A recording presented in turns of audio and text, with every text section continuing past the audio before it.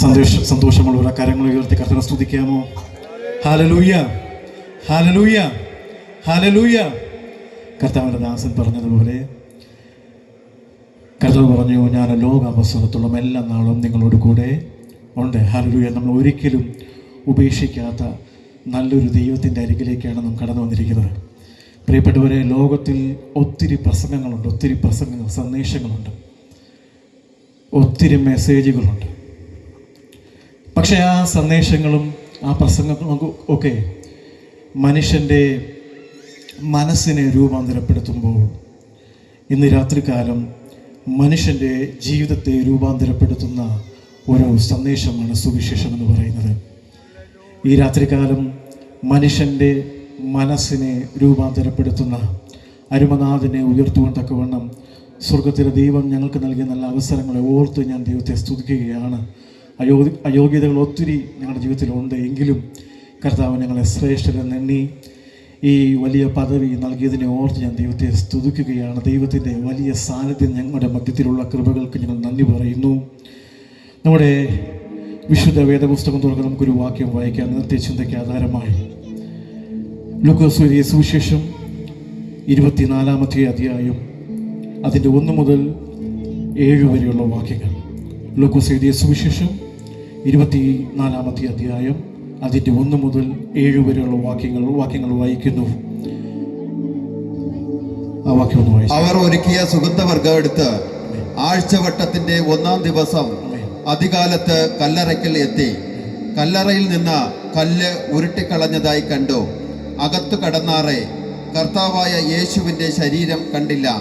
അതിനെക്കുറിച്ച് അവർ ചഞ്ചലിച്ചിരിക്കുമ്പോൾ മിന്നുന്ന വസ്ത്രം ധരിച്ച 2 പുരുഷന്മാർ അരികെ നിൽക്കുന്നത് കണ്ടു.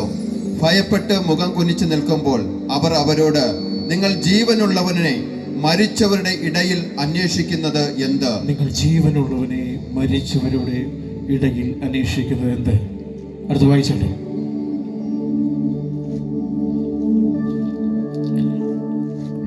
അവൻ ഇവിടെ ഇല്ല, ഉയർത്തെഴുന്നേറ്റിരിക്കുന്നു.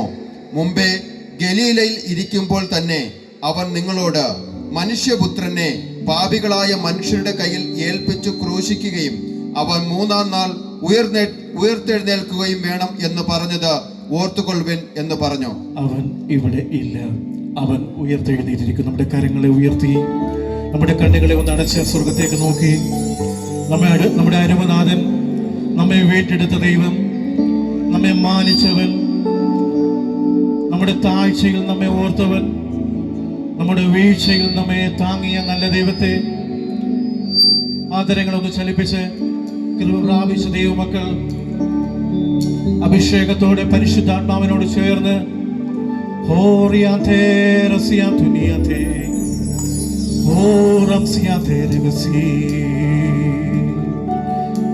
ഇന്നയോളം എന്നെ നടത്തി, ഇന്നയോളം എന്നെ പുലർത്തി, ഇന്നയോളം എന്നെ നടത്തി, ഇന്നയോളം എന്നെ പുലർത്തി. എൻ്റെ യേശു എത്ര നല്ലവൻ, അവനെന്നുമെൻ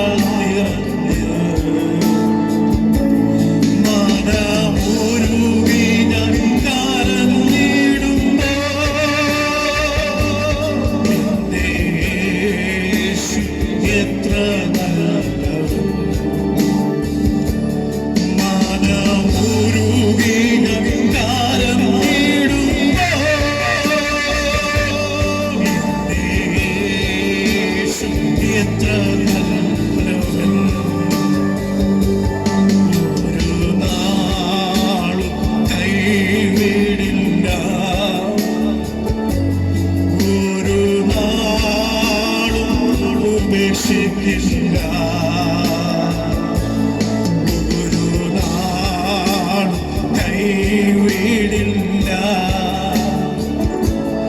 ഒരു നാളും ഉപേക്ഷിക്കില്ല, ഒരു നാളും മറക്കുകയില്ല. എന്റെ യേശു എത്ര വിശ്വസ്തൻ, ഒരു നാളും മറക്കുകയില്ല. എന്റെ യേശു എത്ര വിശ്വസ്തൻ. Praise the Lord. Hallelujah. We thank you, Master. Hallelujah. പ്രിയ പിതാവേ, ഞങ്ങൾ നന്ദി പറയുന്നു. അവിടുത്തെ വലിയ സാന്നിധ്യത്തിനായി ഞങ്ങൾ നന്ദി പറയുന്നു. 2-3 പേർ എൻ്റെ നാമത്തിൽ കൂടി വരണത്തൊക്കെയും അതിൻ്റെ നടുവിൽ ഞാനുള്ളത് വാഗ്ദത്തം ചെയ്ത പിതാവേ, അവിടുത്തെ വലിയ സാന്നിധ്യത്തിനായി ഞങ്ങൾ നന്ദി പറയും. ഞങ്ങൾക്ക് മുമ്പേ കർത്താവേ ഈ പ്രദേശത്ത് കടന്നു വന്ന് കർത്താവ് അവിടുത്തെ സാന്നിധ്യം കൊണ്ട് ഞങ്ങൾ നിറച്ചിരിക്കുന്ന പുണ്യകൃപകൾക്ക് ഞങ്ങൾ നന്ദി പറയുന്നു. അവിടുത്തെ വചനങ്ങൾ ഞങ്ങൾ വായിച്ചിട്ടുണ്ട്, അപ്പാ, ഞങ്ങൾ കേട്ടിട്ടുണ്ട്, ഞങ്ങൾ കണ്ടിട്ടുണ്ട്. കർത്താവെ, ഭൂമിയും സ്വർഗവും ഒന്നാകുന്ന അനുഭവങ്ങൾ അവിടുത്തെ വചനത്തിലൂടെ ഞങ്ങൾ വായിച്ചിട്ട് ഇന്ന് രാത്രികാലം ഞങ്ങൾ തുറക്കപ്പെട്ട സ്വർഗത്തിന് മുമ്പിലായിരിക്കാൻ അവിടെ ഞങ്ങളെ സഹായിക്കണമെന്ന് പ്രാർത്ഥിക്കുന്നു. അവിടുത്തെ ദൂതന്മാർ ഞങ്ങളെ ശുശ്രൂഷ ചെയ്യുന്ന പുണ്യകൃപകൾക്ക് ഞങ്ങൾ നന്ദി പറയുന്നു. അവിടുത്തെ സാന്നിധ്യം കൊണ്ട് ഞങ്ങൾ മറയ്ക്കും. അവിടത്തോളം വലിപ്പമുള്ള അവിടുത്തെ വചനവുമായി കർത്താവെ നൽകിയ അവസരങ്ങൾക്കായി സ്തോത്രം ചെയ്യുന്നു. ദേശത്തോട് സംസാരിക്കും കർത്താവെ, കടന്നു വന്നിരിക്കുന്ന ജനത്തോട് അവിടുത്തെ സംസാരിക്കും. രോഗികളോട് കർത്താവ് അങ്ങ് സംസാരിക്കും. അങ്ങ് ഇടപെടുന്ന പുണ്യകൃപകൾക്ക് ഞങ്ങൾ നന്ദി പറയുന്നു. ഈ ശുശ്രൂഷയുടെ സകല മഹത്വവും ഞങ്ങൾ അങ്ങേക്ക് മാത്രം അർപ്പിക്കുന്നു. പ്രാർത്ഥന കേട്ടതിനായി സ്തോത്രം. യേശു ക്രിസ്തുവിൻ നാമത്തിൽ തന്നെ നല്ല പിതാവേ, ആമേൻ, ആമേൻ, ആമേൻ. Hallelujah, hallelujah. എത്രയൊക്കെ സന്തോഷമുണ്ട്. ഹല്ലേലൂയ. എത്ര സന്തോഷമുള്ള അടുത്തിരിക്കുന്ന കരം കൊടുത്തിട്ട് പറയാം, കർത്താവ് വന്നിട്ടുണ്ടെന്ന് പറയാം. ഒന്ന് ചിരിച്ചുകൊണ്ട് പറഞ്ഞേ, കർത്താവ് വന്നിട്ടുണ്ട്. ഹല്ലേലൂയ. നമ്മുടെ കർത്താവ് വന്നിട്ടുണ്ട്. ഹല്ലേലൂയ. നമ്മുടെ കർത്താവ് വന്നിട്ടുണ്ട്. ഹല്ലേലൂയ. എവിടെയൊക്കെ സുവിശേഷത്തെ ഉയർത്തുമോ, എവിടെയൊക്കെ കർത്താവിൻ്റെ നാമത്തെ ഉയർത്തുമോ, അവിടെയൊക്കെ ദൈവത്തിൻ്റെ വിടുതലുകളെ നമുക്ക് കാണുവാനായിട്ട് സാധിക്കും. സുവിശേഷങ്ങൾ നാം പരതി വായിച്ചാൽ, സുവിശേഷങ്ങൾ നാം ധ്യാനിച്ചാൽ, സുവിശേഷങ്ങൾ നാം ചിന്തിച്ചാൽ, കർത്താവിൻ്റെ അത്ഭുതങ്ങളെ നമ്മൾ ഓർത്താൽ, അത് വായിച്ചാൽ നമുക്ക് മനസ്സിലാകുന്നൊരു കാര്യം, എവിടെയൊക്കെ കർത്താവിൻ്റെ നാമത്തെ ഉയർത്തപ്പെട്ടിട്ടുണ്ടോ അവിടെയൊക്കെ രോഗികൾ സൗഖ്യമായിട്ടുണ്ട്. എവിടെ കർത്താവിൻ്റെ നാമത്തെ ഉയർത്തിയിട്ടുണ്ടോ ആ ദേശങ്ങളൊക്കെ വിടുവിക്കപ്പെട്ടിട്ടുണ്ട്. എവിടെയൊക്കെ കർത്താവിൻ്റെ നാമത്തെ ഉയർത്തിയിട്ടുണ്ടോ അവിടെയൊക്കെ ഭൂതങ്ങൾ അലറിയോടിയിട്ടുണ്ട്. ഹല്ലേലൂയ. അങ്ങനെയെങ്കിൽ ഇന്ന് ഈ രാത്രികാലം ഞങ്ങൾ ഒരുമിച്ച് സങ്കീർത്തനക്കാരത്തിനോട് ചേർന്ന് പറഞ്ഞു, ഒന്നിച്ച് അവൻ്റെ നാമത്തെ ഉയർത്തുക. ഈ ദേശത്ത് നമുക്ക് മറ്റൊന്നും ഉയർത്തുവാനില്ല, ഞങ്ങൾക്ക് ഉയർത്തുവാനൊന്നുള്ളത് അരുമനാഥനെക്കുറിച്ചാണ്. ഹല്ലേലൂയ. അതാണ് നമ്മൾ തുടക്കത്തിൽ വായിച്ച വാക്യങ്ങൾ. കർത്താവിനെ ഉയർത്തുന്ന വാക്യങ്ങളാണ്. Hallelujah. Focus on Jesus Christ എന്ന് പറയുന്ന ഒരു ടീമാണ് ഇത്തരത്തിലൊരു മീറ്റിംഗ് ക്രമീകരിക്കാനിടയായി തീർന്നത്. ഞങ്ങളെ ടീമിൽ ഒത്തിരി സഹോദരന്മാരുണ്ട്, സഹോദരിമാരുണ്ട്. എന്നേക്കാൾ നന്നായിട്ട് പ്രസംഗിക്കുന്നവരുണ്ട്. കർത്താവിൻ്റെ ദാസൻ പ്രിയ ബ്രദർ അനൂപ് സാക്ഷ്യം പറഞ്ഞതുപോലെ ആദ്യമായിട്ടാണ് എനിക്കും ഇതുപോലൊരു പബ്ലിക് മീറ്റിങ്ങിൽ കൺവെൻഷനിൽ പ്രസംഗിക്കാൻ അവസരം ലഭിച്ചത്. ഇതിനു മുമ്പ് ഒത്തിരി അവസരം ലഭിച്ചിട്ടുണ്ട്, പക്ഷേ ഒത്തിരി തടസ്സങ്ങൾ ഇതിനകത്ത് എനിക്ക് നേരിടുവാനിടയായി തീർന്നു. എന്നാൽ ഇന്ന് യാദൃച്ഛികമായി പെട്ടെന്നൊരു അവസരമായിരുന്നു. ഞാൻ പ്രിയ അരുൺബോസാണ് എന്നെ ക്ഷണിച്ചത്. ഞാൻ ഒത്തിരി തടസ്സങ്ങളൊക്കെ പറഞ്ഞു, മറ്റാരെങ്കിലും ഏൽപ്പിക്കണമെന്നൊക്കെ പറഞ്ഞു. പക്ഷേ ആ തടസ്സങ്ങളൊക്കെ മാറ്റി ഞാൻ തന്നെ ചെയ്യണമെന്ന് പറഞ്ഞു. എന്നെക്കാൾ പ്രസംഗിക്കുന്ന ശക്തന്മാരായ ദേവദാസന്മാരുണ്ട്, ദേവദാസിമാരുണ്ട്. ഇന്ന് ഈ ദേശത്ത് പ്രസംഗിക്കുവാൻ നറുക്ക് വീണത് എനിക്കൊന്ന് മാത്രമേ ഉള്ളൂ. ഹല്ലേലൂയ. നാളെ നിങ്ങൾക്ക് നറുക്ക് വീഴും. ഹല്ലേലൂയ. ഇന്ന് എനിക്ക് നറുക്ക് വീണു.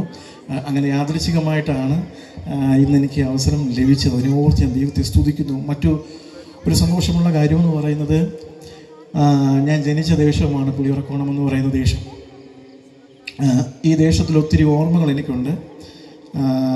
ഒത്തിരി അപമാനമേറ്റ ദേശമാണ് ഈ പുളിയറക്കോണം എന്ന ദേശം. ഞങ്ങൾ ഒത്തിരി കരഞ്ഞ ദേശമാണ് പുളിയറക്കോണം എന്ന് പറയുന്ന ദേശം. ഞങ്ങളിവിടുന്ന് ഈ ദേശം വിട്ട് ഓടേണ്ട സാഹചര്യങ്ങളൊക്കെ എൻ്റെ ജീവിതത്തിൽ വന്നിട്ടുണ്ട്. അപ്പോൾ ഒത്തിരി അനുഭവങ്ങളും, ഞാൻ ജനിച്ചു വളർന്ന ദേശമാണ്.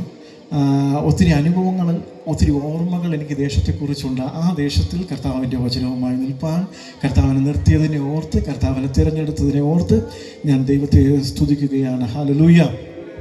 Price lord. പ്രാരംഭത്തിൽ ഒരു ദൂത് ഞാൻ നിങ്ങളോട് പറയാം. എൻ്റെ അനുഭവത്തോടുള്ള ബന്ധത്തിൽ ഞാൻ പറയാം, ദൈവത്തിൻ്റെ വചനത്തോടുള്ള ബന്ധത്തിലും ഞാനൊരു ദൂത് പറയാം.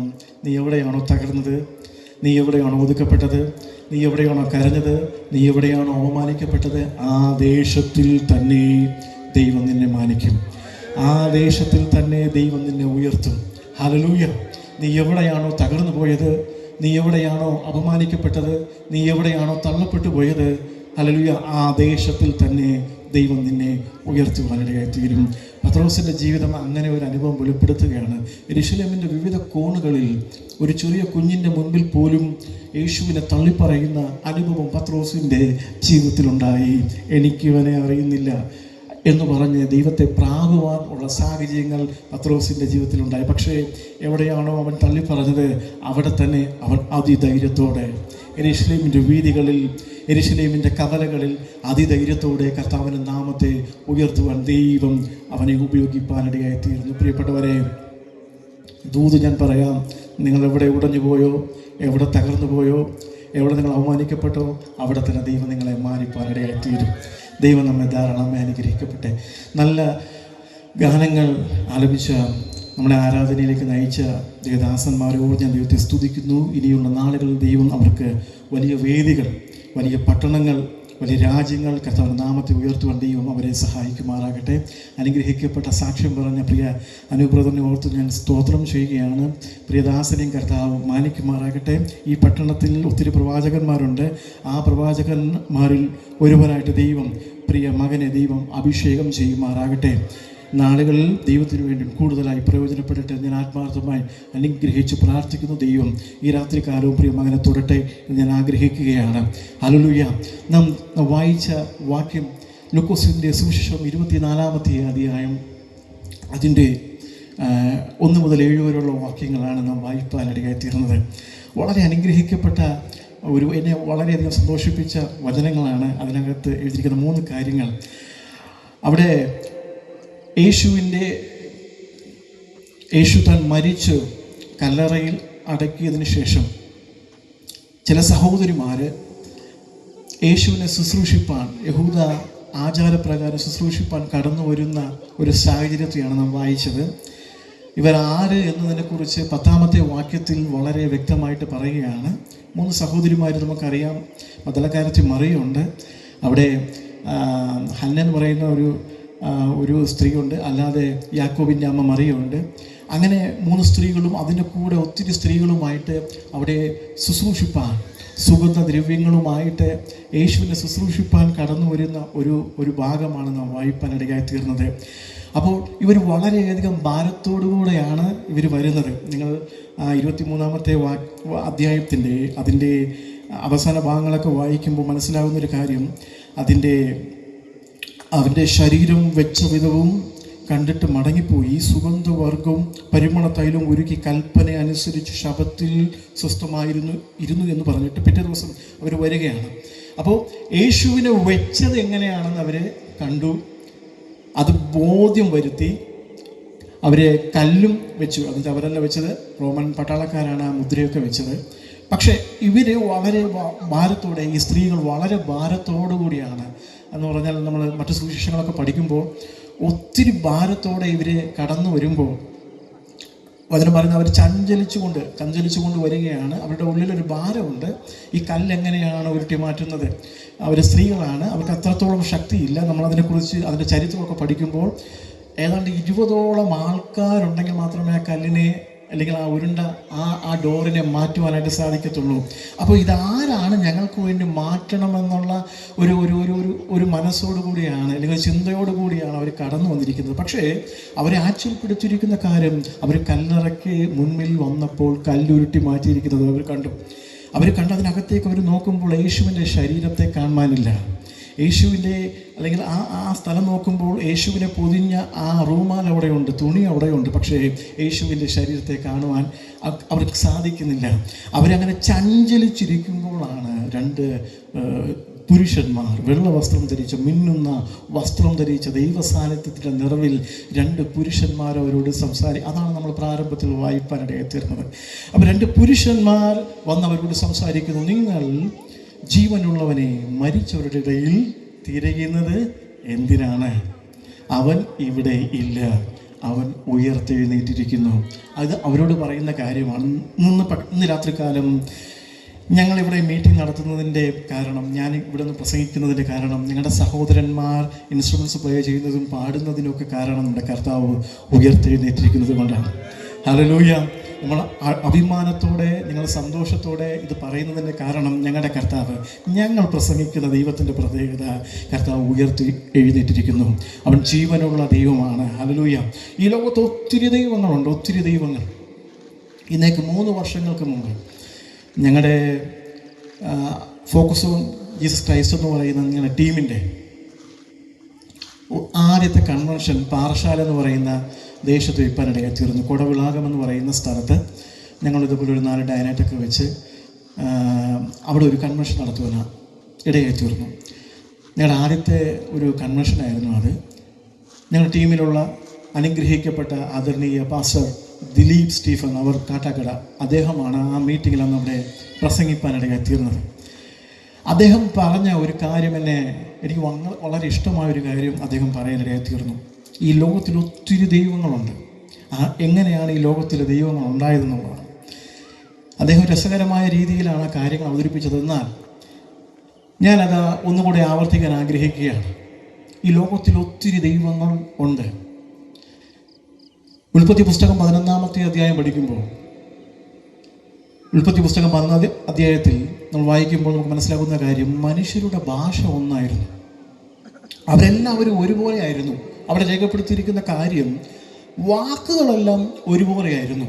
ഈ ഭൂമിയിൽ മനുഷ്യൻ സംസാരിച്ചത് ഒറ്റ ഭാഷയിലായിരുന്നു. മനുഷ്യന് ഒറ്റ വാക്കുകൾ, എല്ലാവർക്കും ഒരു വാക്കേ ഉണ്ടായിരുന്നുള്ളൂ. മറ്റ് അർത്ഥങ്ങളൊന്നുമില്ലായിരുന്നു, മറ്റു ലാംഗ്വേജുകളൊന്നും ഇല്ലായിരുന്നു. അപ്പോൾ അവർ തീരുമാനിച്ചു, ഞങ്ങൾ എന്ത് ചെയ്യണം, നമ്മൾ കൂട്ടായിരിക്കണം, ഞങ്ങൾക്കൊരു ഗോപുരം പണിയണം. അവരുടെ ബുദ്ധിക്കൊത്തവണ്ണം അവർ ഇഷ്ടികകൾ കല്ലായും അവർ പശമണ്ണെടുത്ത് വെച്ചിട്ട് അവരൊരു ഗോപുരം ഉണ്ടാക്കുവാനിടയായി തീർന്നു. എന്നിട്ട് അവർ പറഞ്ഞു, നമ്മൾ ഒരുമിച്ച് ഇവിടെ ഇരിക്കണം, നമ്മളിവിടെ നിൽക്കണമെന്നുള്ള ഒരു മനോഭാവത്തോടു കൂടി അവരത് പണിതു. ഇതിൻ്റെ പണി പൂർത്തീകരിക്കാനുള്ള സാഹചര്യമായപ്പോൾ ദൈവം ഇറങ്ങി വന്നു. ദൈവം ഇവരുടെ പണി നോക്കിയപ്പോൾ ഇവരുടെ ബുദ്ധി അപാരമെന്ന് കണ്ട് ദൈവം തീയതറിയാം അവരുടെ ഭാഷ കലക്കി കളഞ്ഞു. എന്ന് പറഞ്ഞാൽ ഈ ഭൂമിയിൽ ഒരു ഭാഷയാണ് ഉണ്ടായിരുന്നെങ്കിലും അനേക ഭാഷകൾ എന്ന് പറഞ്ഞാൽ, ഞാൻ ദിലീപ് പാസ്റ്റർ പറഞ്ഞൊരു കാര്യം ഇങ്ങനെയാണ്, ഇത് കെട്ടുന്ന മേശരി ചാന്തെടുക്കാൻ പറയുമ്പോൾ അവൻ വേറെ എന്തെങ്കിലും എടുത്തുകൊണ്ട് വരും, മുഴക്കൊലെടുത്തുകൊണ്ട് വരും. പറഞ്ഞാൽ അവന് തിരിയത്തില്ല.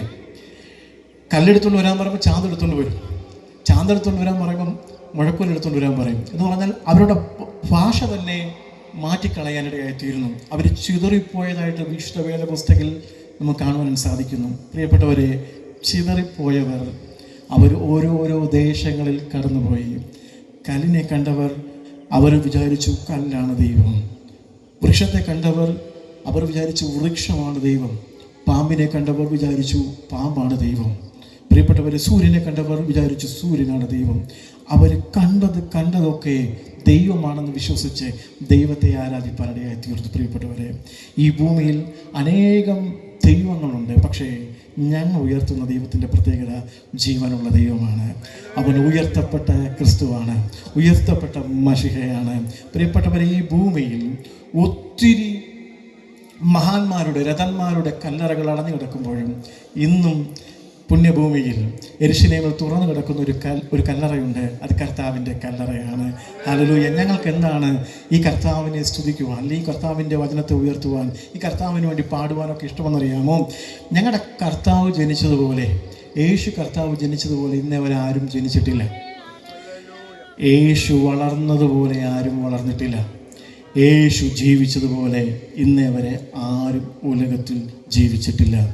യേശു മരിച്ചതുപോലെ ആരും ഉലകത്തിൽ ഇന്നേവരെ മരിച്ചിട്ടില്ല. പ്രിയപ്പെട്ടവരെ, അവൻ ജനിച്ചപ്പോൾ തന്നെ ഒരു രാജാവിനെ വിറപ്പിച്ചുകൊണ്ടാണ് ജനിച്ചത്. ഹല്ലേലൂയ. അവൻ ജനിച്ച വേളയിൽ തന്നെ ഒരു രാജാവ് ഭയന്നുപോയി. നിങ്ങൾ ശ്രദ്ധിക്കുക, യേശുവിൻ്റെ ജനനം വ്യത്യസ്തമായിരുന്നു, യേശുവിൻ്റെ ജീവിതം വ്യത്യസ്തമായിരുന്നു. യേശുവിൻ്റെ മരണം വ്യത്യസ്തമായിരുന്നു. പ്രിയപ്പെട്ടവരെ, അവനെല്ലാം കൊണ്ടും വ്യത്യസ്തനായ ഒരു പുരുഷനാണ് യേശു എന്ന് പറയുന്നത്. ചരിത്ര പുരുഷനാണ്. ഞങ്ങൾക്ക് വളരെയധികം സന്തോഷമുണ്ട്. ആ ദൈവത്തെ ഉയർത്തുവാൻ, ചരിത്രത്തെ രണ്ടായി തിരിച്ച, AD എന്നും BC എന്നും രണ്ടായി തരം തിരിച്ച ആ നല്ല കർത്താവിനെ ഉയർത്തുവാൻ ഈ രാത്രികാലവും ഞങ്ങൾക്ക് നൽകിയ അവസരത്തെ ഓർത്ത് ഞാൻ ദൈവത്തെ സ്തുതിക്കുകയാണ്. ഹല്ലേലൂയ.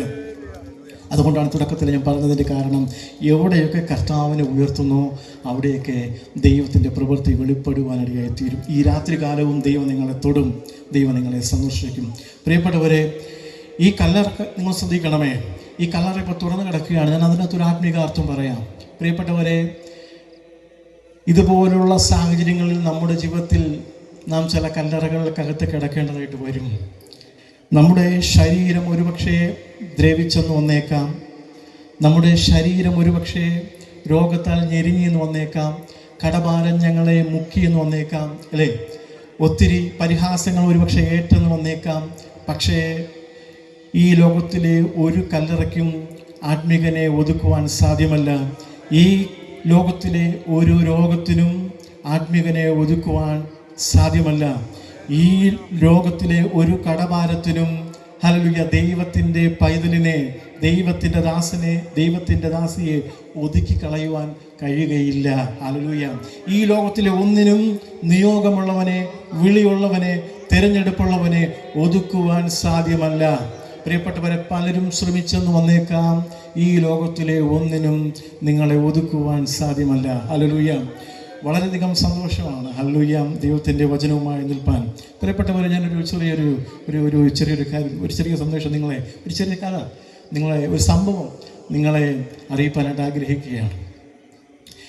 ഞങ്ങൾ ഉയർത്തുന്ന ഈ വേദപുസ്തകത്തെ അനേകരെ നശിപ്പിക്കുവാൻ ശ്രമിച്ചിട്ടുണ്ട്.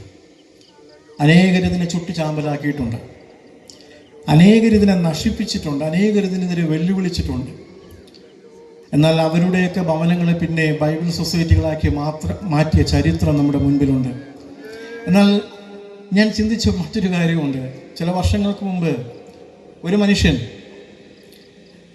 കേരളത്തിലുള്ളൊരു മനുഷ്യനാണ്, അദ്ദേഹത്തിൻ്റെ പേര് ഈ പ്ലാറ്റ്ഫോമിൽ വെളിപ്പെടുത്തുവാൻ ഞാൻ ആഗ്രഹിക്കുന്നില്ല. അദ്ദേഹം പറഞ്ഞൊരു കാര്യം ഇങ്ങനെയാണ്: വിശുദ്ധ വേദ പുസ്തകത്തിന് ഞാൻ മണ്ണിന് വളമാക്കും.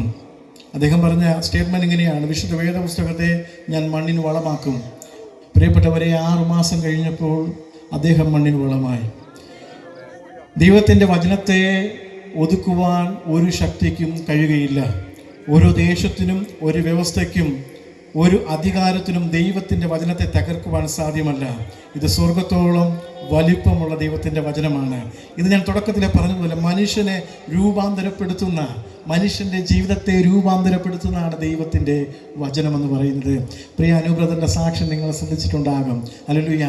ഇത് മനസ്സിന് രൂപാന്തരം കൊടുക്കുന്ന അല്ല, ഇത് ജീവിതത്തിന് രൂപാന്തരം കൊടുക്കുന്ന ഒന്നാണ്. പ്രിയപ്പെട്ടവരെ, മർക്കോസ് എഴുതിയ സുവിശേഷം 5-ാം അധ്യായം പഠിക്കുമ്പോൾ അതിൻ്റെ 20-ാമത്തെ വാക്യത്തിനകത്തൊരു ഒരു പരസ്യവും ഇതുപോലൊരു കൺവെൻഷൻ നടക്കുകയാണ്. കൺവെൻഷൻ്റെ സ്ഥലമെന്ന് പറയുന്നത് ദെക്കേപ്പലി എന്ന് പറയുന്ന വലിയൊരു ദേശമാണ്. എന്താ അവിടെ അങ്ങനെ ഒരു മീറ്റിംഗ് നടക്കാൻ കാരണമെന്നറിയാമോ? 5-ാം അധ്യായം തുടക്കം മുതലുള്ളൊരു വാക്യങ്ങൾ പഠിക്കുമ്പോൾ നമുക്ക് മനസ്സിലാവുന്നൊരു കാര്യം, യേശു ഗലീല കടലിൻ്റെ അക്കരയിലായിരുന്നു. യേശു വലിയൊരു ശുശ്രൂഷ ചെയ്തു. ഈ ശുശ്രൂഷയുടെ മധ്യത്തിൽ ആരും കേൾക്കാത്ത ഒരു നിലവിളിയുടെ ശബ്ദം യേശു കേൾപ്പാനിടയായി തീർന്നു. ആ തിരക്കുള്ള സമയങ്ങളിൽ കാറ്റും കടലും എതിരായി നിന്നിട്ടും കിലോമീറ്ററുകൾ താണ്ടി ആ ദേശത്തെ കർത്താവ് പടകിൽ സഞ്ചരിപ്പാനിടയായി തീർന്നു. അവിടെ ലഗ്യോൻ ബാധിച്ച ഒത്തിരി ദുരാത്മാക്കൾ വ്യാപരിച്ച ഒരു മനുഷ്യനെ കാണുവാൻ സാധിച്ചു. യേശുവിനെ കണ്ട മാത്രയിൽ അവൻ അലറി വിളിപ്പാനിടയായി തീർന്നു. അവൻ്റെ ചരിത്രം പറയുന്നത് അവനെ ആരാലും പിടിച്ചടക്കാൻ കഴിയാത്തവനെന്നാണ്. അവനെ ഒരു ചങ്ങലയ്ക്കകത്തും ബന്ധിക്കാൻ കഴിയാത്ത ഒരു മനുഷ്യനെ യേശു കാണുകയാണ്. അവൻ്റെ ചരിത്രം പറയുന്നത് അവൻ കല്ലറകളിലാണ് അവൻ്റെ വാസം. അവന് വീട്ടുകാരില്ല, കൂട്ടുകാരില്ല, നാട്ടുകാരില്ല. അവൻ ഒറ്റപ്പെട്ടവനായി കല്ലറകളിൽ വാസം ചെയ്തവനായി, ആരാലും അവനെ നിയന്ത്രിപ്പാൻ കഴിയാത്ത ഒരുവനായി അവൻ കല്ലറകളിൽ വാസം ചെയ്യുന്ന മനുഷ്യൻ. അവൻ നിലവിളിക്കുന്നതായിട്ട് മർക്കോസ് വിവരിക്കുകയാണ്. നിങ്ങൾ ശ്രദ്ധിക്കുക, അവൻ്റെ നിലവിളിയുടെ ശബ്ദം യേശു കേട്ടു. യേശു അവൻ്റെ അരികിലേക്ക് കടന്നു വന്നു. അവന് വിടുവിപ്പാനിടയായി തീർന്നു. അവന് മുറിവുകളെ ഉണക്കി അവനെ വസ്ത്രം ഉടുപ്പിച്ചു. അവൻ്റെ ഭവനത്തിലേക്ക് പറഞ്ഞയപ്പാനിടയായി തീർന്നു. പ്രിയപ്പെട്ടവരെ, ഈ ലഗ്യോൻ ബാധിച്ച മനുഷ്യരെ പോലെ ആയിരുന്നു ഈ ടീമിലെ ഞങ്ങൾ ഓരോരുത്തരും. ഒരു കാലഘട്ടത്തിൽ കുടുംബത്തിനും നാട്ടുകാർക്കും വീട്ടുകാർക്കും ആർക്കും വേണ്ടാത്തവരായിരുന്നു ഞങ്ങൾ. എന്നാൽ ഞങ്ങൾ അതിനകത്തുനിന്നൊരു കാര്യം നിങ്ങളോട് പറയാം. ഞങ്ങളുടെ നിലവിളികളുടെ ശബ്ദം, ഞങ്ങൾ മുൻകോപികളായിരിക്കുമ്പോൾ തന്നെ, ഞങ്ങൾ ആർക്കും കീഴ്പ്പെടുത്തുവാൻ കഴിയാത്തവരായിരിക്കുമ്പോൾ ആരെങ്കിലും ഞങ്ങളെ കീഴ്പ്പെടുത്തുവാനോ ഉപദേശിക്കുവാനോ ഇല്ലെങ്കിൽ ഞങ്ങളെ നേർവഴിക്ക് കൊണ്ടുവരുവാനോ ഒന്നും ആർക്കും ഞങ്ങൾ കീഴ്വഴങ്ങി കൊടുക്കാത്തവരായിരുന്നു.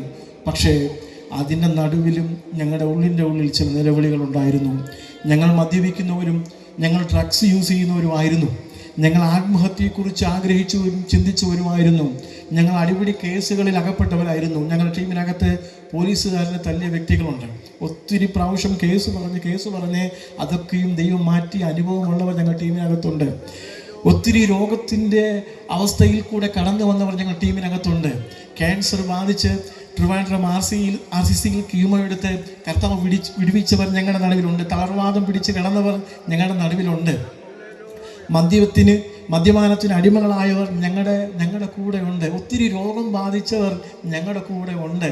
പ്രിയപ്പെട്ടവരെ, ഞങ്ങളുടെ അകത്തെ നിലവിളി, ഞങ്ങൾ പുറം മനുഷ്യരുടെ മുമ്പിൽ ഞങ്ങൾ പല കോപമുള്ളവരായിരിക്കുമ്പോൾ അല്ലെങ്കിൽ അവർക്ക് ഇഷ്ടപ്പെടാത്ത വ്യക്തികളായി ഞങ്ങൾ ജീവിക്കുമ്പോഴും ഞങ്ങളുടെ ഉള്ളിൽ ഒരു നിലവിളി ഉണ്ടായിരുന്നു.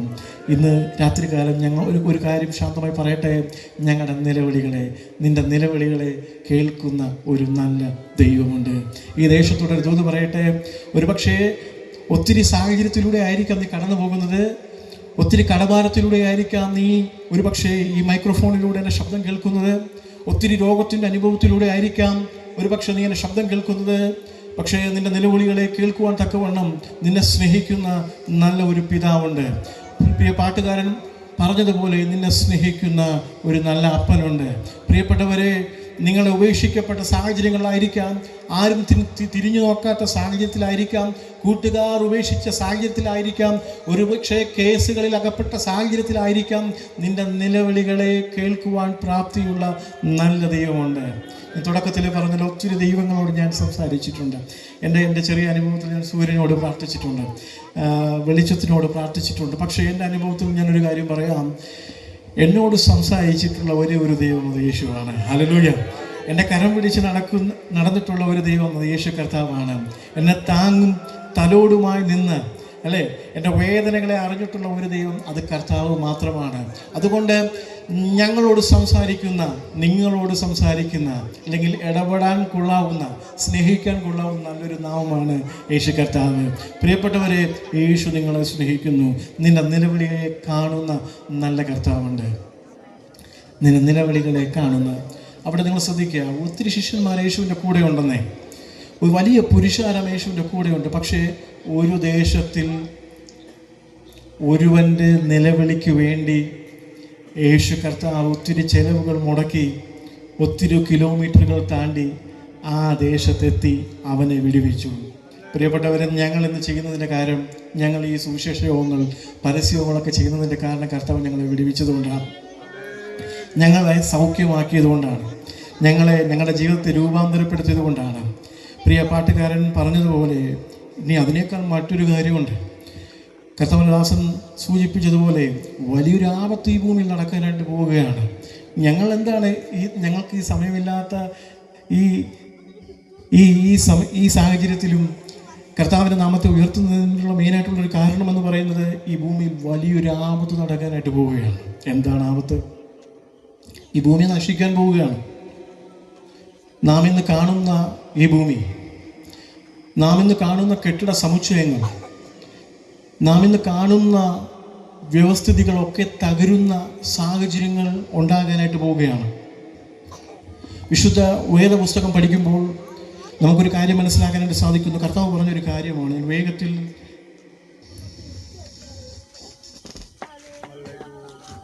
വേഗത്തിൽ ഞാൻ എൻ്റെ സന്ദേശത്തിലേക്ക് അകത്ത് കിടക്കാനായിട്ട് ആഗ്രഹിക്കുകയാണ്. കർത്താവ് പറഞ്ഞൊരു കാര്യം, ഈ ഭൂമി നശിക്കും, ഇതൊക്കെ നശിക്കുന്ന ഒരു കാലം വരും. നോഹയുടെ കാലം പോലൊരു കാലം ഈ ഭൂമിയിൽ വരും.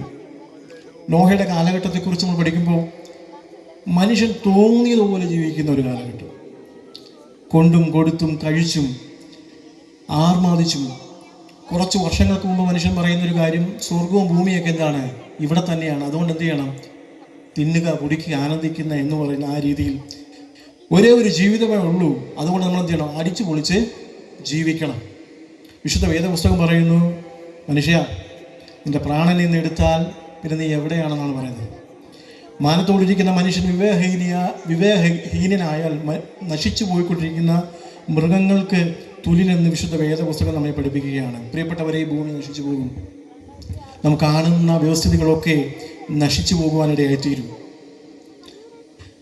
കുറച്ച് നാളുകൾക്ക് മുമ്പ്, കുറച്ച് വർഷങ്ങൾക്ക് മുമ്പ് ISROയുടെ ചെയർമാനായ സോമനാഥൻ സാർ, അദ്ദേഹം പറഞ്ഞൊരു സ്റ്റേറ്റ്മെൻറ്റ് ചില വർഷങ്ങൾക്ക് മുമ്പ് ഞാൻ എടുത്തു വെച്ചിട്ടുണ്ട്, ഒരു കോപ്പി എടുത്തു വെച്ചിട്ടുണ്ട്. അദ്ദേഹം പറഞ്ഞൊരു കാര്യം, ഈ ഭൂമി നശിച്ചു പോകും. ഞാനതിൻ്റെ ക്ലിപ്പ് നിങ്ങളെ കേൾപ്പിക്കാം. ഒരുപക്ഷെ നിങ്ങൾ കേട്ടിട്ടുള്ളതായിരിക്കാം. അതിൻ്റെ ക്ലിപ്പ് നിങ്ങളെ കേൾപ്പിക്കാം.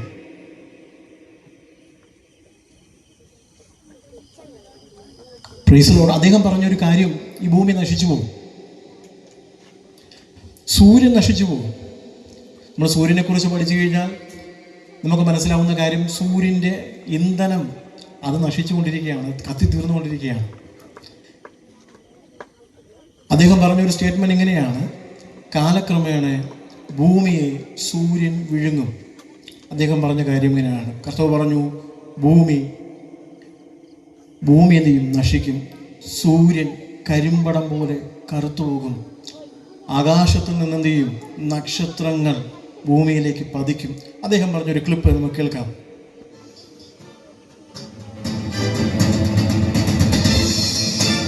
ഇപ്പോൾ ഭൂമി അവസാനിക്കുമെന്നൊക്കെ പറഞ്ഞ പല വാദങ്ങളും ചില വിശ്വാസികളും എല്ലാം പറയുന്നുണ്ട്. ഒരു സയന്റിസ്റ്റ് എന്നുള്ള നിലയിൽ എന്ത് പറയും? തീർച്ചയായിട്ടും ഭൂമി അവസാനിക്കും. കാരണം സൂര്യൻ അവസാനിക്കും എന്നുള്ള കാര്യത്തിന് ഒരു സംശയമില്ല.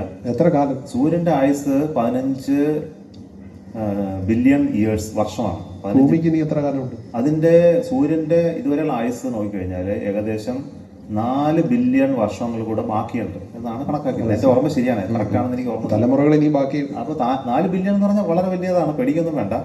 പക്ഷെ സൂര്യൻ ഈ 4 ബില്യൺ വർഷങ്ങൾക്കുള്ളിൽ, അതിന് മുമ്പ് തന്നെ ഭൂമി ഇല്ലാതാവും. കാരണം സൂര്യൻ ഇന്ധനം കത്തിത്തീരുന്നതോടുകൂടി സൂര്യന്റെ വലിപ്പം വർദ്ധിച്ച് അത് ഭൂമിയുടെ അതിന്റെ ഭ്രമണപഥത്തിന്റെ അത്രയും വലുതാവും. അതിനും അപ്പുറം കടന്നു താപനില കൂടും. അപ്പൊ ഭൂമി സൂര്യന്റെ ഉള്ളിലാവും. അപ്പോൾ ആ സമയത്ത് ഭൂമിയും മറ്റ് ഗ്രഹങ്ങളൊന്നും ഇല്ലാതാവും. അത് വീണ്ടും കത്തിത്തീരുമ്പോൾ വീണ്ടും ചെറുതായി ന്യൂട്രോൺ സ്റ്റാർ ആയിട്ട് സൂര്യൻ മാറും. അന്ന് സൂര്യൻ അവസാനിക്കും. ഭൂമിയിൽ നിന്ന് മാറി മനുഷ്യന് താമസിക്കാവുന്ന വേറെ വല്ലതും? അതാണ്, ആ ചോദ്യമാണ് പ്രധാനം. നമ്മൾ ഇന്ന് കഴിഞ്ഞ ദിവസം ഒരു പേപ്പറിൽ ന്യൂസ് കണ്ടായിരുന്നു. ഭൂമിയെ പോലെ തന്നെയുള്ള ഈ സൗരയൂഥത്തിൽ നിന്ന് 31 ലൈറ്റ് ഇയേഴ്സ് ദൂരെയുള്ള ഒരു ഗ്രഹത്തെ കണ്ടെത്തിയിട്ടുണ്ട്. അവിടെ ഇപ്പൊ കഴിഞ്ഞ ദിവസം കണ്ടെത്തി 3 ഗ്രഹങ്ങളുണ്ട്. അവിടെ ജലത്തിന്റെ സാന്നിധ്യമുണ്ട്, അറ്റ്മോസ്ഫിയറിന്റെ സാന്നിധ്യമുണ്ട്. അത് രണ്ടും കണ്ടെത്തിയിട്ടുണ്ട്. അവിടുത്തെ ടെമ്പറേച്ചർ പോലും 120 ഡിഗ്രിയേ ഉള്ളൂ. അതിന്റെ അർത്ഥം മനുഷ്യൻ അവിടെ യാത്ര ചെയ്ത് എന്തെങ്കിലും എത്താമെങ്കിൽ അവിടെ നമുക്ക് കോളനി ഉണ്ടാക്കാം. അപ്പോൾ മനുഷ്യൻ ചെയ്യേണ്ടത് അതാണ്. കാരണം റോക്കറ്റ്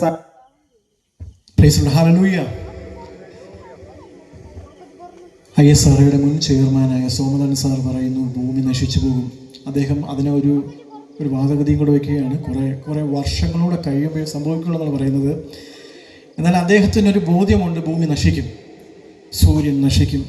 എന്നിട്ട് അദ്ദേഹം പറയുന്ന മറ്റൊരു സ്റ്റേറ്റ്മെൻ്റ് ഉണ്ട്, മനുഷ്യന് താമസിക്കാൻ വേണ്ടി മറ്റൊരു ഗ്രഹം കണ്ടെത്തിയിട്ടുണ്ട്. അവിടെ 100 മേൽ ഡിഗ്രി, അവിടെ അത്രേ ചൂടുള്ളൂ. അവിടെ പോയി താമസിക്കാനുള്ള സാഹചര്യം ഉണ്ടെന്നാണ് അദ്ദേഹം പറയുന്നത്. വിശുദ്ധ വേദപുസ്തകം വിളിച്ച് പറയുന്നത്, നക്ഷത്രങ്ങളുടെ മേൽ പോയി കൂട് വെച്ചിരുന്നാൽ അതിനകത്ത് നിന്ന് താഴെ ഇറക്കും എന്നാണ് പറയുന്നത്. പ്രിയപ്പെട്ടവരെ, കർത്താവിനെ ഒഴിച്ച് നമുക്ക് ഒരിടത്തും പോകാനായിട്ട് സാധിക്കുകയില്ല. നമ്മൾ ഇന്ന് കാണുന്ന ഭൂമി അഴിഞ്ഞു പോകും. സൂര്യൻ വെളിച്ചം തരാതെ വരുന്ന ഒരു നാട് വരുന്നു. പ്രിയപ്പെട്ടവരെ, വിശുദ്ധ വേദപുസ്തകത്തിൽ ഒത്തിരി പ്രവചനങ്ങളുണ്ട്, നിവൃത്തിയായതും നിവൃത്തിയാകാത്തതും. പ്രിയപ്പെട്ടവരെ, എന്തിനാണ് ഈ സുവിശേഷം ഈ രാത്രികാലം ഈ ദേശത്തിൽ വെച്ചെന്നറിയാമോ? വലിയൊരു ആപത്ത് നിന്നെ കവർന്നെടുക്കുന്നതിന് മുമ്പ് ഈ കൃപയുടെ പെട്ടകത്തിനകത്ത് നീ കയറണമെന്നുള്ളതാണ്. ഭൂമിയെക്കുറിച്ച് പറയുമ്പോൾ ഒത്തിരി കാര്യങ്ങൾ പറയേണ്ടതായിട്ടുണ്ട്. പ്രിയപ്പെട്ടവരെ, ഈ ഭൂമി ഒരിക്കലും നശിച്ചതായിരുന്നു. പാപം മൂലം ഒരിക്കൽ ഈ ഭൂമി നശിച്ചു. പാപം ഈ ലോകത്തിൽ കടന്നത് മുഖേന ഈ ഭൂമിയുടെ സൗന്ദര്യം നഷ്ടപ്പെട്ടു. ഈ ഭൂമിയിൽ പൈശാചിക ഇരുട്ടിൻ്റെ വ്യാപാരങ്ങൾ കടന്നു വരുവാനിടയായിത്തീർന്നു. രണ്ടാമത് കർത്താവ് മറ്റൊരു വ്യവസ്ഥ വെച്ചു. ആ വ്യവസ്ഥയിൽ ഒരു കുടുംബത്തോട് ദൈവത്തിന് കൃപ തോന്നി. ആ കുടുംബത്തോട് ദൈവത്തിൻ്റെ ദൂതറിയിപ്പാനിടയായിത്തീർന്നത് നോഹയായിരുന്നു. നോഹയോട് പറഞ്ഞാൽ ഈ ഭൂമിയെ നശിപ്പിക്കാനായിട്ട് പോവുകയാണ്. മനുഷ്യൻ്റെ പാപങ്ങളും പ്രവൃത്തികളും പെരുകി വന്നപ്പോൾ മനുഷ്യനെ സൃഷ്ടിച്ച ദൈവത്തിന് മനുഷ്യനോട് സഹതാപം തോന്നി. മനുഷ്യനെ ഉണ്ടാക്കിയത് നിമിത്തം, സൃഷ്ടിച്ചത് നിമിത്തം ദൈവത്തിന് ദുഃഖം തോന്നി എന്ന് വചനം പറയുന്നു. ദൈവം ഭൂമിയെ നശിപ്പിക്കാൻ ഒരുങ്ങി. ആ നശിപ്പിച്ച വ്യവസ്ഥ എന്ന് പറയുന്നത് വെള്ളം കൊണ്ട് ഭൂമിയെ നശിപ്പിച്ചു. അന്നുവരെ ഭൂമിയിൽ മഴ പെയ്തിട്ടില്ലായിരുന്നു. മോശയുടെ ദൈവം പറഞ്ഞു, നോഹയുടെ ദൈവം പറഞ്ഞു, ഞാൻ ഈ ഭൂമിയെ നശിപ്പിക്കാൻ പോവുകയാണ്. നോഹോപദേശി പുതിയ നിയമത്തിൽ കാണുന്നത് എങ്ങനെയാണ്? ഇതുപോലൊരു മൈക്രോഫോണും എടുത്ത് ഞാൻ കാണുന്നത് ഇങ്ങനെയാണ്. അന്നത്തെ കാലഘട്ടത്തിൽ മൈക്രോഫോണൊന്നും ഇല്ല. എങ്കിലും ഇതുപോലെ ഒരു മൈക്രോഫോണൊക്കെ എടുത്ത് അദ്ദേഹം കവലകളിൽ പ്രസംഗിപ്പാൻ തുടങ്ങി. നാട്ടുകാരെ, വീട്ടുകാരെ, കൂട്ടുകാരെ, സഹോദരങ്ങളെ, ദൈവം ഭൂമിയെ നശിപ്പിക്കാൻ പോകുന്നു. ഈ ഉപദേശിയുടെ പ്രസംഗം കേട്ടിട്ട് ചിലർ ഉപദേശിയെ കളിയാക്കി, നിനക്ക് വട്ടുണ്ടോ, നിനക്ക് ഭ്രാന്തുണ്ടോ, നിനക്കൊന്നും വേറെ പണിയില്ലേ? ഈ ഭൂമി എങ്ങനെയാണ് നശിക്കുന്നത്? മഴ എങ്ങനെയാണ് പെയ്യുന്നത്? മഴ നീ കണ്ടിട്ടുണ്ടോ? എന്ന സാഹചര്യത്തിൽ ഒത്തിരി അപമാനങ്ങളെ ഈ ഉപദേശിക്ക് നേരിടേണ്ടതായിട്ട് വന്നു. അദ്ദേഹം കൽപ്പിച്ചതുപോലെ അദ്ദേഹം പെട്ടകം പണിത് തനിക്ക് കിട്ടുന്ന ഓരോ ഒഴിവുവേളകളിലും അദ്ദേഹം ഓരോ ഇടങ്ങളിൽ പോയി പ്രസംഗിപ്പരടിയായി തീർന്നു. നീതിപ്രസംഗിയായ നോഹോപദേശി ഒത്തിരി സ്ഥലങ്ങളിൽ പോയി പ്രസംഗിച്ചിട്ടും ഒത്തിരി കവല പ്രസംഗങ്ങൾ നടത്തിയിട്ടും ഒരു മനുഷ്യൻ പോലും നോഹ പ്രസംഗിയെ വിശ്വസിപ്പാനിടയായി തീർന്നില്ല. ദൈവം വെച്ചിരുന്ന കാലം വന്നപ്പോൾ, ദൈവം വെച്ചിരുന്ന നാഴിക അടുത്തപ്പോൾ ഭൂമിയിൽ മഴ പെയ്യാൻ തുടങ്ങി. പ്രിയപ്പെട്ടവരെ, ഭൂമിയിലുള്ള സകലതും നശിപ്പാനിടയായി തീർന്നു. എന്നെ കേൾക്കുന്ന ദേശനിവാസികളെ, ഭൂമി രണ്ടാമതായി നശിച്ചിട്ടുണ്ട്. ഈ നശിച്ച ഭൂമി മഴ പെയ്താണ്, വെള്ളം കൊണ്ടാണ് നശിച്ചതെന്ന് ചരിത്രം വരെ മനസ്സിലാക്കിയ നഗ്ന സത്യമാണ്. നാം ഇന്ന് കാണുന്ന ഏറ്റവും വലിയ ഉയരം കൂടിയ ഹിമാലയങ്ങളും എവറസ്റ്റ് പോലുള്ള കൊടുമുടികളും കാണുന്ന കേട്ടുപോലുള്ള വലിയ പർവ്വത നിരകളും ഒക്കെ ഈ മഴ പെയ്തതിന് ശേഷം ഭൂമിയിൽ ഉണ്ടായി വന്നതാണ്. നാം ഇന്ന് കാണുന്ന താഴ്വരകളും കുന്നുകളും അരുവികളും നദികളും പുഴകളും ഒക്കെ ഇതിന് ശേഷം ഉരുവായി തീർന്നതാണ്. ഈ ഭൂമിയിലുണ്ടായിരുന്ന അനേകം മൃഗങ്ങളൊക്കെയും അതിനുശേഷം നശിപ്പാനിടയായി തീർന്നു. പ്രിയപ്പെട്ടവരെ, ഈ ഭൂമി നശിച്ചു പോയിട്ടുണ്ട്. ഇനി വിശുദ്ധ വേദപുസ്തകം പറയുന്ന ഒരു പ്രവചനം ഇങ്ങനെയാണ്: അടുത്തതായി ഭൂമി നശിക്കും. പഴയ നിയമം അവസാനിക്കുന്നത് ഇങ്ങനെ തന്നെയാണ്. മലാക്കി പ്രവാചകൻ പ്രവചിക്കുന്നത് ഇങ്ങനെയാണ്: ചൂള പോലെ കത്തുന്ന ഒരു ദിവസം വരും, അന്ന് അഹങ്കാരികൾ താളടി ആകും. പ്രിയപ്പെട്ടവരെ, പഴയ നിയമം കൊണ്ട് അവസാനിക്കുന്നില്ല. പുതിയ നിയമത്തിലും കർത്താവ് തന്നെ പറഞ്ഞു, അതാണ് പ്രാരംഭത്തിൽ പറഞ്ഞത്, സൂര്യൻ നശിച്ചു പോകും, ഭൂമി നശിച്ചു പോകും, ഇതൊക്കെ നശിക്കുന്ന ഒരു കാലം വരും. അതുകൊണ്ടാണ് പാട്ടുകാരൻ പറഞ്ഞത്, വലിയൊരു ആപത്ത് വരുവാൻ പോകുന്നു. പ്രിയപ്പെട്ടവരെ, മൂന്നാമതായി ഈ ഭൂമി നശിക്കാൻ പോകുന്നു. അത് തീ കൊണ്ടാണ് ഈ ഭൂമിയെ ദൈവം നശിപ്പിക്കുന്നത്. മുക്കുവന്മാരിൽ മുക്കുവനായ പഠിപ്പില്ലാത്ത മനുഷ്യൻ, അദ്ദേഹം യേശുവിനോട് കൂടെ നടന്നു. ദൈവിക വെളിപ്പാടുകൾ പ്രാപിച്ചപ്പോൾ അദ്ദേഹം ലേഖനങ്ങൾ എഴുതുവാനിടയായി തീർന്നു. അദ്ദേഹം 2 ലേഖനങ്ങളെ എഴുതിയിട്ടുള്ളൂ. അദ്ദേഹം വിളിച്ചു പറഞ്ഞു, മൂലപദാർത്ഥങ്ങൾ കത്തി ഒഴിയും, മൂലപദാർത്ഥങ്ങൾ കത്തി ഒഴിയും. ഈ വിശുദ്ധ വേദപുസ്തകത്തിലെ ഈ വാക്യങ്ങൾ ലോകത്തിന് മുമ്പിൽ അവതരിപ്പിച്ചപ്പോൾ ലോകം പരിഹസിച്ചു. അങ്ങനെ ഒന്നും ഉണ്ടാകത്തില്ല. മൂലപദാർത്ഥങ്ങൾ കത്തി ഒഴിയത്തില്ല. ശാസ്ത്രജ്ഞന്മാർ പല പരീക്ഷണങ്ങളും നടത്തി, അവർ പരാജയപ്പെട്ടു. എന്നാൽ 18-ാം നൂറ്റാണ്ടിൻ്റെ അവസാനത്തിൽ കണ്ടുപിടിച്ചു മൂലപദാർത്ഥങ്ങൾ കത്തും. പ്രിയപ്പെട്ടവരെ, ആറ്റത്തെ കണ്ടുപിടിച്ചു. അവരെ ആറ്റത്തിൻ്റെ വികിരണങ്ങളെ കണ്ടുപിടിപ്പാനിടയായി തീർന്നു.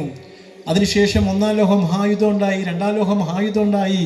അതൊക്കെ ബൈബിളിനെ ആസ്പദമാക്കിയിട്ടാണ്. ഇന്ന് രാത്രികാലം ഞാൻ ശാന്തമായി നിങ്ങളോട് പറയട്ടെ, ഈ ഭൂമി നശിക്കാൻ പോകുന്നു. നാം ഇന്ന് കാണുന്ന കടലുണ്ടല്ലോ, കടൽ കരയെ വിഴുങ്ങുന്ന ഒരു കാലഘട്ടം വരാൻ പോകുന്നു. പർവ്വതങ്ങൾ നിരന്നുകൊള്ളുന്ന സമഭൂമിയാകുന്ന ഒരു കാലഘട്ടം വരാൻ പോകുന്നു. മനുഷ്യനെ ഭക്ഷിക്കുന്ന ഒരു കാലഘട്ടം വരാൻ പോകുന്നു. നിങ്ങൾ ശ്രദ്ധിച്ചിട്ടുണ്ടോ? നമ്മളൊക്കെ 80s അല്ലെങ്കിൽ 70s 90s ഒക്കെ അല്ലെങ്കിൽ 20s ഒക്കെ ജനിച്ച പ്രിയപ്പെട്ടവർ ഇതിൻ്റെ നടുവിലുണ്ട്. അതിനു മുമ്പ് ജനിച്ചവർ ഇതിനകത്ത് ഉണ്ടെന്നെ. പണ്ട് മൊബൈൽ ഫോൺ ഉപയോഗിക്കാൻ എന്തുമാത്രം ബുദ്ധിമുട്ടായിരുന്നു. നമ്മുടെ കയ്യിലൊന്നും മൊബൈൽ ഫോണുകളില്ല, ലാൻഡ് കണക്ഷനുകളില്ല, ഇൻ്റർനെറ്റ് ഇല്ലാത്തൊരു കാലഘട്ടം നമുക്കുണ്ടായിരുന്നു.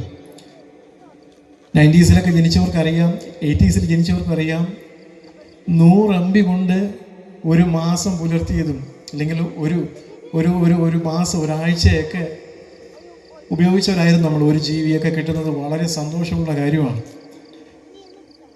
അന്ന് 2G 3G ഒന്നില്ല, നെറ്റ്വർക്ക് കിട്ടിയാലായി. എന്നാൽ ഇന്നത്തെ കാലഘട്ടം അങ്ങനെയല്ല. ഇന്ന് 4G 5G വളരെ വലിയൊരു കാലഘട്ടത്തിലേക്ക് നമ്മൾ പ്രവേശിച്ചിരിക്കുന്നു. നിങ്ങൾ ശ്രദ്ധിച്ചാൽ മനസ്സിലാകും, ഇന്ന് AI എന്ന് പറയുന്ന ഒരു യുഗത്തിലേക്ക് മനുഷ്യൻ പ്രവേശിച്ചിരിക്കുന്നു. താമസമിതേ മൊബൈൽ ഫോൺ നമുക്കിത് നമ്മുടെ കരങ്ങളിലുണ്ട്. ഈ മൊബൈൽ ഫോൺ ഇല്ലാത്ത ഒരു കാലഘട്ടം നമ്മുടെ ജീവിതത്തിൽ വരാൻ പോകുന്നു. ഈ മൊബൈൽ ഫോണിൻ്റെ ആവശ്യമില്ല. എല്ലാം നമുക്ക് ഈ അന്തരീക്ഷത്തിൽ എഴുതി കൂട്ടുന്നത് പോലെ നമുക്ക് നോർമലായി കാഷ്വലായിട്ട് ഫോൺ വിളിക്കാൻ കഴിയുന്നത് പോലെയുള്ള സാഹചര്യങ്ങളും ഒരുക്കങ്ങളും ഒക്കെ വരാനായിട്ട് പോവുകയാണ്. ഇന്നൊരു വീഡിയോ എഡിറ്റ് ചെയ്യാൻ വലിയ ബുദ്ധിമുട്ടില്ല. ഒരാളുടെ ശബ്ദം ക്രിയേറ്റ് ചെയ്യാൻ ഒരു പ്രയാസവുമില്ല. ഇന്ന് മനുഷ്യന് എന്തു വേണമോ ചെയ്യാൻ കഴിയുന്ന ഒരു കാലഘട്ടത്തിലേക്ക് നാം പ്രവേശിച്ചു. വല്ലാത്തൊരു കാലഘട്ടം. അതുകൊണ്ട് വിശുദ്ധ വേദപുസ്തകം വിളിച്ചു പറയുന്നു, കാലം തികഞ്ഞു, ദൈവരാജ്യം സമീപിച്ചിരിക്കുന്നു, മാനസാന്തരപ്പെട്ട് സുവിശേഷത്തിൽ വിശ്വസിപ്പീൻ. പ്രിയപ്പെട്ടവരെ, ഈ ലോകം അവസാനിപ്പാനായിട്ട് പോവുകയാണ്. ഈ ലോകം തീരുവാനായിട്ട് പോവുകയാണ്. ഒരുപക്ഷെ ഈ വചനങ്ങളെ കേൾക്കുമ്പോൾ ഒരുപക്ഷെ നിങ്ങൾക്ക് പുച്ഛം തോന്നാം, ഒരുപക്ഷെ നിങ്ങളൊരുപക്ഷെ നമ്മളെ കളിയാക്കാം. പ്രിയപ്പെട്ടവരെ, നമ്മുടെ മുമ്പിൽ കഴിഞ്ഞ നാളുകളിൽ നടന്നു വന്നുപോയ യുദ്ധങ്ങൾ നാം കണ്ടില്ല എന്ന് നടിക്കരുത്. എങ്ങനെയാണ് ഭൂമി കത്തി ഒഴിയുന്നത് നിങ്ങൾക്കറിയാമോ? ഇന്ന് ഒത്തിരി രാജ്യങ്ങൾ അവരിലുള്ള ആണവ പരീക്ഷണങ്ങൾ നടത്തിക്കൊണ്ടിരിക്കുന്ന ഒരു കാലഘട്ടത്തിലാണ്. രഹസ്യമായും പരസ്യമായും വെല്ലുവിളി ഉയർത്തുന്ന കാലഘട്ടത്തിലാണ്. യുദ്ധങ്ങൾ നടന്നുകൊണ്ടിരിക്കുന്ന കാലഘട്ടത്തിലാണ്. പ്രിയപ്പെട്ടവരെ, വിശുദ്ധ വേദപുസ്തകത്തിൻ്റെ അടിസ്ഥാനത്തിൽ ഇനിയൊരു യുദ്ധമുണ്ടാകും. വിശുദ്ധ വേദപുസ്തകത്തിൻ്റെ അടിസ്ഥാനത്തിൽ ഈ ഭൂമി നശിപ്പാനിടയായി തീരുകയാണ്. ഇനി ഈ ഭൂമിയിൽ എന്താണ് സംഭവിക്കാൻ പോകുന്നത്? ഈ ഭൂമിയിൽ ഇനി എന്താണ് നടക്കാൻ പോകുന്നത്? പ്രിയപ്പെട്ടവരെ, കാലം താമസം ഇതേ. നമ്മുടെ അരുമനാഥൻ വരുവാനായിട്ട് പോവുകയാണ്. നമ്മുടെ കർത്താവ് വരുന്നതിന് മുമ്പായിട്ട് ഇവിടെ എന്തൊക്കെ സംഭവിക്കുന്നറിയാമോ? ഇവിടെ ഒത്തിരി കാര്യങ്ങൾ സംഭവിക്കാനിടയായി തീരും. അതിന് മുന്നോടിയായ ഒരു കാര്യമാണ് 3-ാം ലോക മഹായുദ്ധം എന്ന് പറയുന്നത്. ഇവിടെ 3-ാം ലോക മഹായുദ്ധം ഉണ്ടാകും. ഇവിടെ യഹൂദൻ ആലയം പണിയുന്ന ഒരു സാഹചര്യത്തിലേക്ക് വരും. യഹൂദൻ ആലയത്തിനകത്ത് ആരാധന യാഗം ചെയ്യുന്ന ഒരു കാലഘട്ടം വരാൻ പോകുന്നു. പ്രിയപ്പെട്ടവരെ, അങ്ങനെ ഒരു കാലഘട്ടം വരുന്നതിന് മുമ്പ് ഈ കർത്താവിൻ്റെ പാദവീടെ ഹല്ലേലൂയ, ഈ കർത്താവിൻ്റെ അരികിലേക്ക്, ഈ കർത്താവിൻ്റെ പെട്ടകത്തിനകത്തേക്ക് കയറുവാൻ ഞങ്ങൾ നിങ്ങളെ ആഹ്വാനം ചെയ്യുകയാണ്. പ്രിയപ്പെട്ടവരെ, നമുക്ക് ഈ ഭൂമിയിൽ എല്ലാത്തിനും അവസരങ്ങളുണ്ട്, എല്ലാത്തിനും ഓപ്ഷൻസ് ഉണ്ട്. നിങ്ങൾക്ക് നിങ്ങളുടെ കയ്യിലിരിക്കുന്ന മൊബൈൽ ഫോൺ ഇഷ്ടപ്പെട്ടില്ലെങ്കിൽ വീണ്ടും ഒന്ന് വാങ്ങുവാൻ അവസരമുണ്ട്. നിങ്ങൾ പഠിച്ച വിദ്യാഭ്യാസ മേഖലകളിൽ നിങ്ങൾ തൃപ്തനല്ല എങ്കിൽ മറ്റൊന്ന് പഠിക്കുവാനുള്ള ഓപ്ഷൻസ് ഉണ്ട്. നിങ്ങൾക്കൊരു ഭവനം ഇഷ്ടപ്പെട്ടില്ലെങ്കിൽ മറ്റൊരു ഭവനം പണിയുവാൻ അതിനുള്ളൊരു ഓപ്ഷൻസ് ഉണ്ട്. നിങ്ങൾക്ക് എല്ലാത്തിനും ഓപ്ഷൻസ് ഉണ്ട്. എല്ലാത്തിനും, എല്ലാ മേഖലകളിലും എല്ലാത്തിനും നിങ്ങൾക്ക് ഒന്നല്ലെങ്കിൽ മറ്റൊന്ന് ചെയ്യുവാൻ നിങ്ങൾക്ക് പിന്നെ അവസരമുണ്ട്. എന്നാൽ ഇന്ന് രാത്രികാലം നിന്റെ പ്രാണനെ ഈ ഭൂമിയിൽ നിന്ന് വിട്ടുകളഞ്ഞാൽ ഇനി മറ്റൊരവസരം ഇല്ല. നിന്റെ ഈ പ്രാണൻ നിന്റെ ശരീരത്തിൽ നിന്ന് വേർപെട്ടു പോയാൽ പിന്നെ നിനക്ക് മറ്റൊരവസരം ഇല്ല. പ്രിയപ്പെട്ടവരെ, ക്രൂശിൻ്റെ വചനം നിന്നെ സ്നേഹിക്കുന്നു. ക്രൂശിൻ്റെ വചനം നിന്നെ മാടി വിളിക്കുന്നു. പ്രിയപ്പെട്ടവരെ, ഈ ഭൂമിയിൽ നിന്ന് മാറ്റപ്പെടുന്നതിന് മുമ്പ് നീ ക്രൂശിൻ്റെ വചനത്തെ അംഗീകരിക്കുക. ഈ ക്രൂശിൻ്റെ വചനത്തിൻ്റെ അരികിലേക്ക് നീ കടന്നു വരിക. തുടക്കത്തിൽ പറഞ്ഞതുപോലെ ഇത് നിന്നെ രൂപാന്തരപ്പെടുത്തുന്ന, നിൻ്റെ അവസ്ഥകളെ മാറ്റുന്ന ഒരു വചനമാണ് ക്രൂശിൻ്റെ വചനം എന്ന് പറയുന്നത്. പ്രിയപ്പെട്ടവരെ, സുവിശേഷത്തിൻ്റെ സത്യത്തിൽ ഞാനൊരു കാര്യം നിങ്ങളെ ഓർമ്മപ്പെടുത്താൻ ആഗ്രഹിക്കുകയാണ്. അത് മറ്റൊന്നുമല്ല, അരുമനാഥൻ ഈ ഭൂമിയിൽ കടന്നു വന്നത്, അരുമനാഥൻ ഒരു കന്യകയുടെ ഉദരത്തിൽ ഉരുവായി തീർന്നത് അത് പ്രായശ്ചിത്ത മരണം വരിക്കാൻ വേണ്ടിയിട്ടാണ്. അനേകർക്ക് വേണ്ടി തൻ്റെ ജീവനെ നൽകുവാൻ വേണ്ടിയിട്ടാണ്. പ്രിയപ്പെട്ടവരെ, കർത്താവ് ഈ ഭൂമിയിൽ കടന്നു വന്നത് നിന്റെ പാപത്തെ ക്ഷമിക്കുവാൻ വേണ്ടിയിട്ടാണ്. കർത്താവ് ഈ ഭൂമിയിൽ കടന്നു വന്നത് നിന്നെയും ദൈവത്തെയും തമ്മിൽ അടുപ്പിക്കുവാൻ വേണ്ടിയിട്ടാണ്. പ്രിയപ്പെട്ടവരെ, നിന്നെ സൗഖ്യമാക്കുവാൻ വേണ്ടിയിട്ടല്ല യേശു ഈ ഭൂമിയിൽ കടന്നു വന്നത്. നിനക്ക് നല്ല ഭവനങ്ങൾ തരാൻ വേണ്ടിയിട്ടല്ല അരുമനാഥൻ ഈ ഭൂമിയിൽ കടന്നു വന്നത്. നിന്റെ രോഗം മാറ്റുവാനല്ലേ അല്ല കർത്താവ് ഈ ഭൂമിയിൽ കടന്നു വന്നത്. നിങ്ങൾ സുവിശേഷങ്ങൾ 1, 2, 3, 4 നിങ്ങൾ സുവിശേഷങ്ങൾ മാറി മാറി വായിച്ചിരുന്നാലും ശരി, അതിൽ നിങ്ങൾക്കൊരു കാര്യം മനസ്സിലാക്കാനായിട്ട് സാധിക്കും. അവൻ പുരുഷാരത്തെ കണ്ടാറെ മനസ്സലിഞ്ഞു. അവൻ ബർദ്ധിമായെ കണ്ടപ്പോൾ മനസ്സലിഞ്ഞു. അവൻ കുഷ്ഠരോഗിയെ കണ്ടപ്പോൾ മനസ്സലിഞ്ഞു. അവൻ നൈൻ എന്ന് പറയുന്ന പട്ടണത്തിൽ വിധവയുടെ കണ്ണുനീര് കണ്ടപ്പോൾ അവൻ മനസ്സലിഞ്ഞു. പ്രിയപ്പെട്ടവരെ, അവൻ മനസ്സലിയുന്ന ദൈവമാണ്. എന്തിനാണ് യേശു കർത്താവ് മനസ്സലിഞ്ഞത്? എന്തിനാണ് ലാസറിന്റെ കല്ലറയ്ക്കകത്ത് അടുത്ത് നിന്നപ്പോൾ ആ സഹോദരിമാരുടെ കണ്ണുനീരിന് മുമ്പിൽ കർത്താവ് പൊട്ടിക്കരഞ്ഞത്, മനസ്സലിഞ്ഞത്? പ്രിയപ്പെട്ടവരാൻ മനസ്സലിയുന്ന ദൈവമാണ്. പക്ഷെ എന്തിനാണ് കാരണം? ഇത്രയേ ഉള്ളൂ. അതിൻ്റെ ഉത്തരം ലളിതമാണ്. ഏദനിൽ ദൈവം ഉണ്ടാക്കി വെച്ച ആ തോട്ടം, ദൈവം വെച്ച വ്യവസ്ഥകൾ, ദൈവം കഴിക്കരുതെന്നും തുടരുതെന്നും പറഞ്ഞ വ്യവസ്ഥകൾ, പ്രിയപ്പെട്ടവരെ, അവിടെ ജോലി ചെയ്യുവാനും കാപ്പാനും ദൈവം അവരെ ആക്കി വെച്ചു. എന്നാൽ എല്ലാ ദിവസവും ദൈവം അവരോടുകൂടെ നടക്കും. എല്ലാ ദിവസവും വെയിലാറുമ്പോൾ കർത്താവ് അരുമനാഥൻ അവിടെ ഇറങ്ങി വരും. അവരുടെ കരത്തെ പിടിക്കും, അവരോടൊപ്പം നടക്കും. അവരൊന്നിച്ച്, അല്ലെങ്കിൽ ആ ദൈവ സാന്നിധ്യത്തിനകത്ത് അവരായിരിക്കും. അവിടെ തേജസ് കൊണ്ട് നമുക്കെന്നുള്ള അത്രയും ദൈവികമായ തേജസ് കൊണ്ട് മനുഷ്യരെ അവിടെ കാണുവാനായിട്ട് സാധിക്കും. അവർ ദൈവത്തെ പോലെയായിരുന്നു, അവർ ദൈവത്തിൻ്റെ സ്വരൂപത്തിലായിരുന്നു. എന്നാൽ അരുമനാഥൻ ഈ ഭൂമിയിൽ വന്നപ്പോൾ അവൻ കുഷ്ഠരോഗിയെ കണ്ടപ്പോൾ, അവൻ ചെകിടനെ കണ്ടപ്പോൾ, അവൻ ഊമനെ കണ്ടപ്പോൾ അവൻ മനസ്സലിഞ്ഞു. കാരണം ദൈവം അവനെ അങ്ങനെയല്ല സൃഷ്ടിച്ചത്. ദൈവം മനുഷ്യനെ സൃഷ്ടിച്ചത് രോഗിയായിട്ടല്ല. ദൈവം മനുഷ്യനെ സൃഷ്ടിച്ചത് കുഷ്ഠരോഗിയായിട്ടല്ല. ദൈവം മനുഷ്യനെ സൃഷ്ടിച്ചത് മുടന്തനായിട്ടല്ല. ദൈവം മനുഷ്യനെ സൃഷ്ടിച്ചത് പാപിയായിട്ടല്ല. അവൻ്റെ അവസ്ഥ കണ്ടപ്പോൾ, അവൻ എവിടെ നിൽക്കേണ്ടവൻ, അവൻ ആരോടൊപ്പം നിൽക്കേണ്ടവൻ, അവൻ എന്ത് സംസാരിക്കേണ്ടവൻ, അവൻ്റെ അവസ്ഥ കണ്ടപ്പോൾ അവൻ മനസ്സലിഞ്ഞു. അവരെ സൗഖ്യമാക്കി. പ്രിയപ്പെട്ടവരെ, സൗഖ്യം തരുന്ന ഒരു വൈദ്യൻ മാത്രമല്ല യേശു കർത്താവ്. യേശു കർത്താവ് സൗഖ്യം തരുവാൻ വേണ്ടിയിട്ടല്ല ഈ ഭൂമിയിൽ ഇറങ്ങി വന്നത്. പ്രിയപ്പെട്ടവരെ, ഈ ഭൂമിയിൽ കർത്താവ് ഇറങ്ങി വന്നതിൻ്റെ സാരം നിൻ്റെ പാപത്തെ ഓർത്തിട്ടാണ്. നിൻ്റെ പാപത്തിൻ്റെ പരിഹാരകനായിട്ടാണ് അവൻ ഈ ഭൂമിയിൽ അവതരിപ്പാനിടയായി തീർന്നത്. പ്രിയപ്പെട്ടവരെ, അവൻ മരിച്ചത് നമ്മുടെ പാപങ്ങൾക്ക് വേണ്ടിയിട്ടാണ്. അവൻ മരിച്ചത് നമ്മുടെ രോഗങ്ങൾക്ക് വേണ്ടിയിട്ടാണ്. പാപത്താലുള്ള രോഗം നമ്മുടെ ജീവിതത്തിൽ പിടിപെട്ടപ്പോൾ ഒരിക്കലും സൗഖ്യം വരാത്ത രീതിയിൽ നാം അധമ പാതാളത്തിലായിരുന്നപ്പോൾ കർത്താവ് നമുക്ക് വേണ്ടി ഈ ഭൂമിയിൽ, താണഭൂമിയിൽ ദൈവത്തോടുള്ള സമത്വം മുറുകെ പിടിക്കാതെ വേഷത്തിൽ മനുഷ്യനായി ഈ താണഭൂമിയിൽ ഇറങ്ങി വരുവാനിടയായി തീർന്നു. പ്രിയപ്പെട്ടവരെ, അവൻ മനസ്സറിയുന്ന ദൈവമാണ്. ഇന്ന് രാത്രി കാലവും ഹല്ലേലൂയ അവൻ മനസ്സറിയുന്ന ദൈവമാണ്. അവൻ നമ്മുടെ സാഹചര്യം കണ്ടിട്ട് മറികടന്നു പോകുന്ന ദൈവം അല്ലേ അല്ല. പ്രിയപ്പെട്ടവരെ, നാം ജീവിക്കേണ്ടതിന് അവൻ മരിപ്പാനിടയായി തീർന്നു. അവൻ നമ്മുടെ പാപങ്ങൾ കാൽവറിയിൽ വഹിച്ചു. നമ്മുടെ പാപങ്ങൾ ഒരിക്കലായും എന്നേക്കുമായും അവൻ നീക്കിക്കളയുവാനിടയായി തീർന്നു. അവൻ തൻ്റെ രക്തത്തെ ചൊരിയുവാൻ ഇടയായി തീർന്നു. പ്രിയപ്പെട്ടവരെ, ഞാൻ യേശു കർത്താവിനെ ഈ രാത്രികാലം ഉയർത്തുവാൻ ആഗ്രഹിക്കുകയാണ്. പ്രിയപ്പെട്ടവരെ, ഈ കർത്താവ് ഈ ഭൂമിയിൽ വന്നത് നമ്മെ സാമ്പത്തികമായി അനുഗ്രഹിക്കാൻ വേണ്ടിയിട്ടല്ല. ഹല്ലേലൂയ. നമ്മെ സാമ്പത്തികമായി അനുഗ്രഹിക്കാൻ വേണ്ടിയിട്ടല്ല, നമുക്ക് നല്ല ഭവനം നൽകുവാൻ വേണ്ടിയിട്ടല്ല കർത്താവ് ഈ ഭൂമിയിലേക്ക് ഇറങ്ങി വന്നത്. കർത്താവ് നമ്മുടെ പാപങ്ങൾക്ക് പരിഹാരകനായി ഈ താണഭൂമിയിലേക്ക് ഇറങ്ങി വരുവാനിടയായി തീർന്നു. ഹല്ലേലൂയ. അവൻ നമ്മുടെ പാപങ്ങൾക്ക് വേണ്ടി മരിപ്പാനിടയായി തീർന്നു. ദൈവം നോക്കുക, അവൻ്റെ കല്ലറ ഒഴിഞ്ഞു കിടക്കുന്നു. നമ്മുടെ പാപങ്ങൾക്ക് വേണ്ടി അവൻ ഒത്തിരി കഷ്ടതകൾ അനുഭവിപ്പാനിടയായി തീർന്നു. ഗെത്സമനയിലേക്ക് നിങ്ങൾ നോക്കിയാൽ ഒത്തിരി കാഴ്ചകൾ നിങ്ങൾ കാണുവാനായിട്ട് സാധിക്കും.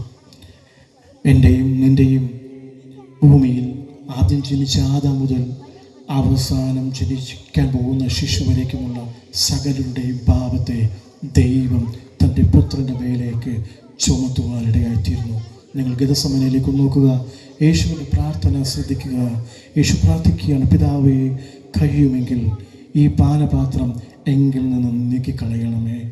പ്രിയപ്പെട്ടവരെ, സകലരുടെയും പാപത്തെ യേശുവിൻ്റെ മേലേക്ക് ചുമത്തുന്ന ആ സാഹചര്യത്തിൽ വിശുദ്ധ വേദപുസ്തകത്തിൻ്റെ ഭാഷയിൽ പറഞ്ഞാൽ കർത്താവിൻ്റെ നാഴിക വന്നപ്പോൾ, താൻ മരിക്കുവാൻ, താൻ പാപികളുടെ കരങ്ങളിൽ ഏൽപ്പിക്കാനുള്ള നാഴിക വന്നപ്പോൾ കർത്താവ് അതിവേദനയാൽ അവൻ ഉറച്ച നിലവിളിയോട് പ്രാണവേദനയിലായെന്ന വിശുദ്ധ വേദപുസ്തകം പറയുന്നത്.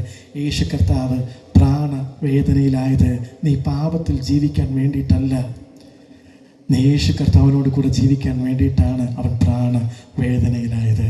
പ്രിയപ്പെട്ടവരെ, പ്രാർത്ഥനകൾക്ക് ശേഷം ഗെത്സമനയിൽ യേശു തൻ്റെ ശിഷ്യന്മാരോട് സംസാരിച്ചു കൊണ്ടിരിക്കുമ്പോൾ റോമൻ പട്ടാളക്കാർ യേശുവിൻ്റെ അരികിലേക്ക് കടന്നു വരികയാണ്. തന്നെ കാണിച്ചു കൊടുക്കേണ്ടതിന് തൻ്റെ അരുമ ശിഷ്യൻ ഓടി വന്ന് തൻ്റെ മുഖത്ത് ചുംബിക്കുകയാണ്. ചുംബിക്കുന്ന, അല്ലെങ്കിൽ റോമൻ പട്ടാളക്കാർക്ക് വേണ്ടി കാണിച്ചു കൊടുക്കുന്ന തൻ്റെ സ്നേഹിതൻ, ഒറ്റിക്കൊടുക്കുന്ന തൻ്റെ സ്നേഹിതനെ അല്ലെ സ്നേഹിത എന്ന് അഭിസംബോധന ചെയ്യുന്ന കർത്താവിനെ കാണുവാനായിട്ട് സാധിക്കും. ഞാൻ പ്രസംഗിക്കുന്ന ദൈവത്തിൻ്റെ പ്രത്യേകത അവൻ നിന്നെ തള്ളിക്കളയുന്ന ദൈവമല്ല. യേശുവിനെ കാണിച്ചു കൊടുത്തപ്പോഴും പറയുന്ന കാര്യം, സ്നേഹിത, നീ ചുംബനം കൊണ്ടാണോ ഗുരുവിനെ ഒറ്റിക്കൊടുക്കുന്നത്? ഹല്ലേലൂയ. എൻ്റെ കർത്താവ് സ്നേഹിക്കുന്ന നല്ല പിതാവാണ്. Hallelujah. Praise the Lord. Hallelujah. ആ സാഹചര്യത്തിലും നിറകണ്ണുകളോടെ ഹല്ലേലൂയ കർത്താവ് ഗെത്സമനയിൽ ഏകനായി നിൽക്കുമ്പോൾ, ഹല്ലേലൂയ, നിങ്ങൾ ശ്രദ്ധിക്കുന്നുണ്ടോ ആ ഭാഗങ്ങൾ? അവിടെ മറ്റു സുവിശേഷങ്ങളൊക്കെ വിട്ടുകളയുന്നൊരു ഭാഗം യോഹന്നാൻ അവിടെ വെളിപ്പെടുത്തുകയാണ്. ആ ഭാഗം എങ്ങനെയാണ്? യേശു കർത്താവ് ചോദിക്കും, നിങ്ങൾ ആരെ തിരയുന്നു എന്ന് ചോദിക്കുമ്പോൾ അവർ പറയുന്ന മറുപടി, ഞങ്ങൾ നസറനായ യേശുവിനെ എന്ന് പറയുമ്പോൾ അത് ഞാൻ തന്നെ എന്ന് ചങ്കൂറ്റത്തോട് പറഞ്ഞതാണ് കർത്താവ് യേശു. ഞങ്ങൾ ഉയർത്തുന്ന ദൈവത്തിൻ്റെ പ്രത്യേകത, അവൻ വാക്കിലും പ്രവൃത്തിയിലും ശക്തനായ പ്രവാചകനാണ്. ഹല്ലേലൂയ. അവൻ വാക്കിലും പ്രവൃത്തിയിലും അവൻ ഓടിക്കളയുന്ന ദൈവമല്ല. ഇവിടെ റോമൻ പട്ടാളക്കാർ ചോദിക്കുന്നു, ഹല്ലേലൂയ, യേശു കർത്താവ് ചോദിക്കുന്ന മറുപടികൾക്ക് അവർ പറയും, ഞങ്ങൾ നസറനായ യേശുവിനെ അന്വേഷിക്കുന്നു എന്ന് വീണ്ടും പറഞ്ഞപ്പോൾ, അത് ഞാൻ തന്നെ എന്ന് പറഞ്ഞപ്പോൾ അവിടെ ചരിത്ര പ്രധാനമായ ഒരു കാര്യം യോഹന്നാൻ വെളിപ്പെടുന്നു. യേശുവിൻ്റെ വാക്കുകൾക്ക് മുമ്പിൽ റോമൻ പട്ടാളക്കാർക്ക് നിൽക്കുവാൻ കഴിയാത്ത രീതിയിൽ അവർ നിലത്തു വീണു. പ്രിയപ്പെട്ടവരെ, യേശുവിൻ്റെ ശബ്ദത്തിന് അധികാരമുണ്ട്. ഹല്ലേലൂയ.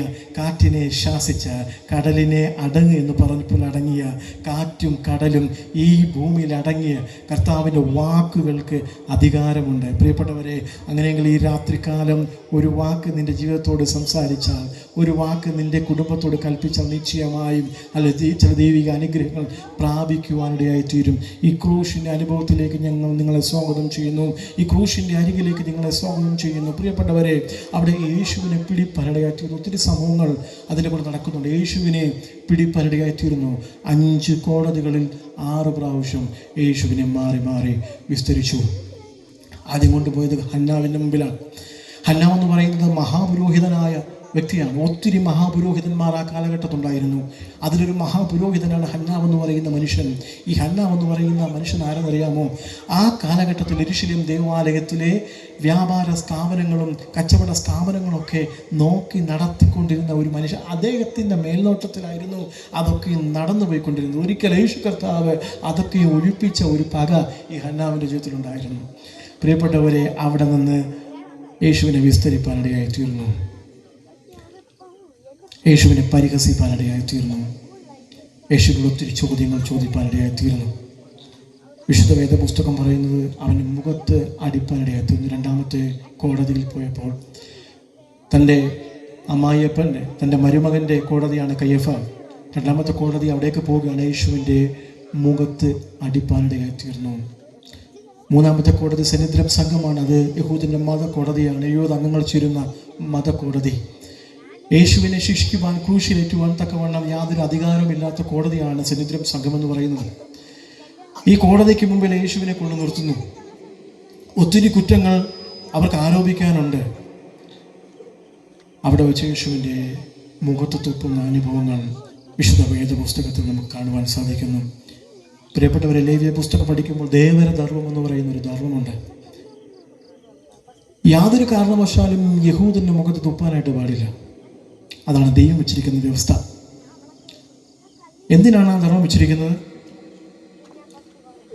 2 സഹോദരന്മാരുള്ള ഒരു കുടുംബത്തിനകത്ത് ഒരു സഹോദരൻ മരിച്ചുപോയാൽ മരിച്ചുപോയ സഹോദരൻ്റെ ഭാര്യ ജീവനോടിരിക്കുന്ന സഹോദരൻ തൻ്റെ തലമുറയെ നിലനിർത്തേണ്ടതിന് പുത്രന്മാരെ ജനിപ്പിക്കണം. ഇതാണ് ദൈവം വെച്ചിരിക്കുന്ന വ്യവസ്ഥ. ഇത് ലംഘിച്ചാൽ ഈ മനുഷ്യൻ്റെ മുഖത്ത് തുപ്പണം, അവനെ കല്ലെറിയണം. പ്രിയപ്പെട്ടവരെ,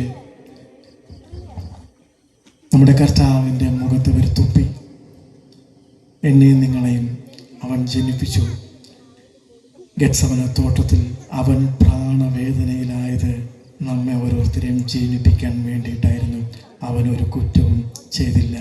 ആർക്കും അവൻ്റെ മേലൊരു കുറ്റം കണ്ടുപിടിപ്പാൻ കഴിഞ്ഞില്ല. അവൻ ചരിത്ര പുരുഷനായിരുന്നു. അവൻ നിർദോഷനായിരുന്നു. അവൻ നിർമ്മലനായിരുന്നു. എൻ്റെ കർത്താവിനെ മാറി മാറി വിസ്തരിച്ചിട്ടും അവർക്കൊരു കുറ്റവും കണ്ടുപിടിപ്പാൻ സാധിച്ചില്ല. പീലാത്തോസിൻ്റെ അരമനയിൽ 4ാമത്തെ കോടതിയിൽ കൊണ്ടുപോവുകയാണ്. പീലാത്തോസും വിസ്തരിച്ചു. ഈ മനുഷ്യനിൽ ഞാനൊരു കുറ്റവും കാണുന്നില്ല. 5ാമത്തെ കോടതി ഹെരോദാവിൻ്റെ അരികിലേക്ക് താൻ ഗലീലക്കാരനായതുകൊണ്ട് താൻ ജനിച്ചു വളർന്ന ദേശത്തേക്ക് യേശുവിനെ പറഞ്ഞയക്കുന്നു. നിങ്ങൾ ശ്രദ്ധിക്കുക, 5ാമത്തെ കോടതിയിലും വിസ്തരിച്ചിട്ടും കാര്യമായ തെളിവൊന്നും കണ്ടെത്തുവാൻ സാധിക്കും. അവർ കള്ളസാക്ഷ്യങ്ങളെ നിരത്തുവാനിടയായിത്തീരുന്നു. ഇവൻ സമൂഹത്തെ കലക്കുന്നവനാണ്, ഇവൻ ജനജാതികളെ കലക്കുന്നവനാണ്, ഇവൻ കൈസർക്ക് കരം കൊടുക്കുന്നതിന് വിലക്കി എന്നൊക്കെ പറഞ്ഞ് കള്ളസാക്ഷികളെ നിരത്തി യേശുവിനെതിരെ കള്ളസാക്ഷികളെ നിരത്തി ഹെരോദാവിൻ്റെ മുമ്പിൽ അവിടെ നിന്ന് യേശുവിനെ ആക്ഷേപിക്കുകയാണ്. വെള്ള വസ്ത്രം ധരിച്ച് അവനെ പരിഹസിച്ചുകൊണ്ട് യഹൂദാന്റെ രാജാവെ ജയ ജയ എന്ന് പറഞ്ഞ് അവനെ പരിഹസിച്ചുകൊണ്ട് വീണ്ടും പീലാത്തോസിൻ്റെ മുമ്പിൽ. പീലാത്തോസ് ആവത് പല പരിപാടി നോക്കിയിട്ടും യേശുവിനെ രക്ഷിപ്പാൻ കഴിഞ്ഞില്ല. യേശുവിൽ ഒരു കുറ്റവും കണ്ടുപിടിപ്പാൻ കഴിഞ്ഞില്ല. പ്രിയപ്പെട്ടവരെ, അവസാനം യേശുവിനെ രക്ഷിക്കേണ്ടതിന് അവരൊരു ഉപായം നടത്തി ബറവാസിനെ വിട്ടുകൊടുക്കാൻ എന്നുള്ള സാഹചര്യം വന്നപ്പോഴും അവർക്ക് ബറവാസിനെ മതി എന്ന് പറയുന്ന ഒരു സാഹചര്യത്തിലേക്ക് ജനം വന്നു. ജനം ഇളകുവാനിടയായിത്തീർന്നു. 5 കോടതികളിൽ യേശു കർത്താവിനെ മാറി മാറി വിസ്തരിച്ചു. ഇത് നടക്കുന്നത് 1 മണിക്കൂറിലല്ല, ഇത് നടക്കുന്നത് 2 മണിക്കൂറിലല്ല, ഇത് നടക്കുന്നത് 3 മണിക്കൂറിലല്ല, എത്രയോ മണിക്കൂർ. അന്ത്യ-അത്താഴത്തിന് ശേഷം കർത്താവിനെ പിടിച്ചു. 2 കോടതികൾ വിസ്തരിച്ചു. സെന്നിദ്രം സംഘത്തെ വിസ്തരിക്കുന്നത് പ്രഭാതത്തിലാണ്. യഹൂദൻ്റെ പ്രമാണമനുസരിച്ച് രാത്രിയിൽ സെന്നിദ്രം സംഘം യഹൂദൻ്റെ മതകോടതി കൂടുന്നത് നിയമവിരുദ്ധമാണ്. ശ്രദ്ധിക്കുക, പ്രഭാതത്തിൽ അവർ വേഗത്തിൽ 3ാമത്തെ കോടതി വിളിച്ചു കൂട്ടുവാനിടയായിത്തീർന്നു. ജോസഫസ് പറയുന്നത് ഒരു രാത്രി മുഴുവനും അവനെ ബന്ധിച്ച് അവനൊരു കാരാഗ്രഹത്തിലാക്കി എന്ന് പറയുന്നു. പല പഠനങ്ങളും ഒക്കെ ഒരുപാട് കാര്യങ്ങളുണ്ട്. പക്ഷെ ഒരു രാത്രി മുഴുവനും അവനെ മാനസികമായി പിടിപ്പാൻ അവനിടയായി. ഒത്തിരി ദണ്ഡനങ്ങൾ അവനേൽക്കുവാനിടയായി തീർന്നു. പ്രിയപ്പെട്ടവരെ, യേശു കഷ്ടത സഹിച്ചത്, യേശു അപമാനം സഹിച്ചത്, പ്രിയപ്പെട്ടവരെ, ഞാനും നീയും. എന്നെ കേൾക്കുന്ന ദേശമേ, നീ ജീവിക്കാൻ വേണ്ടിയിട്ടാണ്, നിനക്ക് നിത്യജീവൻ പകരാൻ വേണ്ടിയിട്ടാണ്, പാപത്തിൽ നിന്ന് നീ വിടുവിക്കാൻ വേണ്ടിയിട്ടാണ് യേശു ഈ അപമാനങ്ങളെല്ലാം സഹിച്ചത്. നിങ്ങൾ നോക്കുക, അടുത്തതായി കർത്താവിനെ കൊണ്ടുവരുന്നത് ഗബദ എന്ന് പറയുന്ന കൽത്തളത്തിലാണ്. അവന് മരണശിക്ഷയ്ക്ക് യോഗ്യനാണെന്ന് മനസ്സിലാക്കി അവനെ മരണത്തിലേക്ക് വിധിപ്പാനിടയായിത്തീർന്നു. പ്രിയപ്പെട്ടവരെ, അവനെ അടിപ്പാനിടയായിത്തീർന്നു. ഞാൻ ആ ചമ്മട്ടിയുടെ കാര്യങ്ങൾ, ഒത്തിരി കാര്യങ്ങൾ പറയേണ്ടതായിട്ടുണ്ട്. നമ്മുടെ മനുഷ്യൻ്റെ ബുദ്ധിക്ക് അപ്പുറമാണ് ഗബദ എന്ന് പറയുന്ന കൽത്തളം. ഒരു മനുഷ്യനെ നോക്കി നിൽക്കാൻ സാധ്യമല്ല. അത് മനുഷ്യൻ്റെ കൈകൾ കൊണ്ട് എഴുതുവാൻ പ്രാപ്തമല്ല.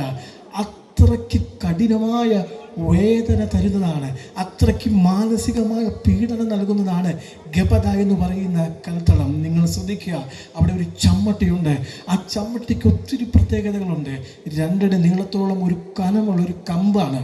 ആ കമ്പ് അത്രയും സ്ട്രോങ് ആയിട്ടുള്ളൊരു കമ്പ്. ഈ കമ്പിനറ്റം 7 നാരുകളുണ്ട്. ഈ 7 നാരുകൾക്കകത്ത് അത് ലോക കഷ്ണങ്ങൾ, ഈയക്കെട്ടുകളും എല്ലും കഷ്ണങ്ങളും ചൂണ്ട പോലുള്ള കൊളുത്തുകളുമുള്ള വളരെ സ്ട്രോങ് ആയിട്ടുള്ള ഒരു ചമ്മട്ടി കൊണ്ട് യേശുവിനെ അടിപ്പാനിടയായിത്തീർന്നു. പ്രിയപ്പെട്ടവർ, ഇത് അടിക്കുന്നത് ഒരു സാധാരണ മനുഷ്യനല്ല, അത് റോമൻ പടയാളികളാണ്. ഒരു ഓങ്ങി അടിക്കുമ്പോൾ, യേശു കർത്താവിനെ അവരടിക്കുമ്പോൾ അടിക്കുന്ന രംഗം ഞാൻ പറഞ്ഞല്ലോ, നമ്മുടെ മാനുഷികമായ ബുദ്ധിക്കപ്പുറമാണ്. യേശുവിൻ്റെ 2 കരങ്ങളും ആ കൽത്തളത്തിലെ ഒരു തൂണിന്മേൽ വിരിച്ച് കെട്ടിയിട്ട് കുനിച്ച് നിർത്തി അവനെ അടിപ്പാനിടയായിത്തീർന്നു. പ്രിയപ്പെട്ടവരെ, ഓരോ അടിക്കുമ്പോഴും ജോസഫസ് പറയുന്നത് ഇങ്ങനെയാണ്: അവനെ അടിക്കുമ്പോൾ ആ അടിയിൽ തിരിച്ചു വരത്തില്ല.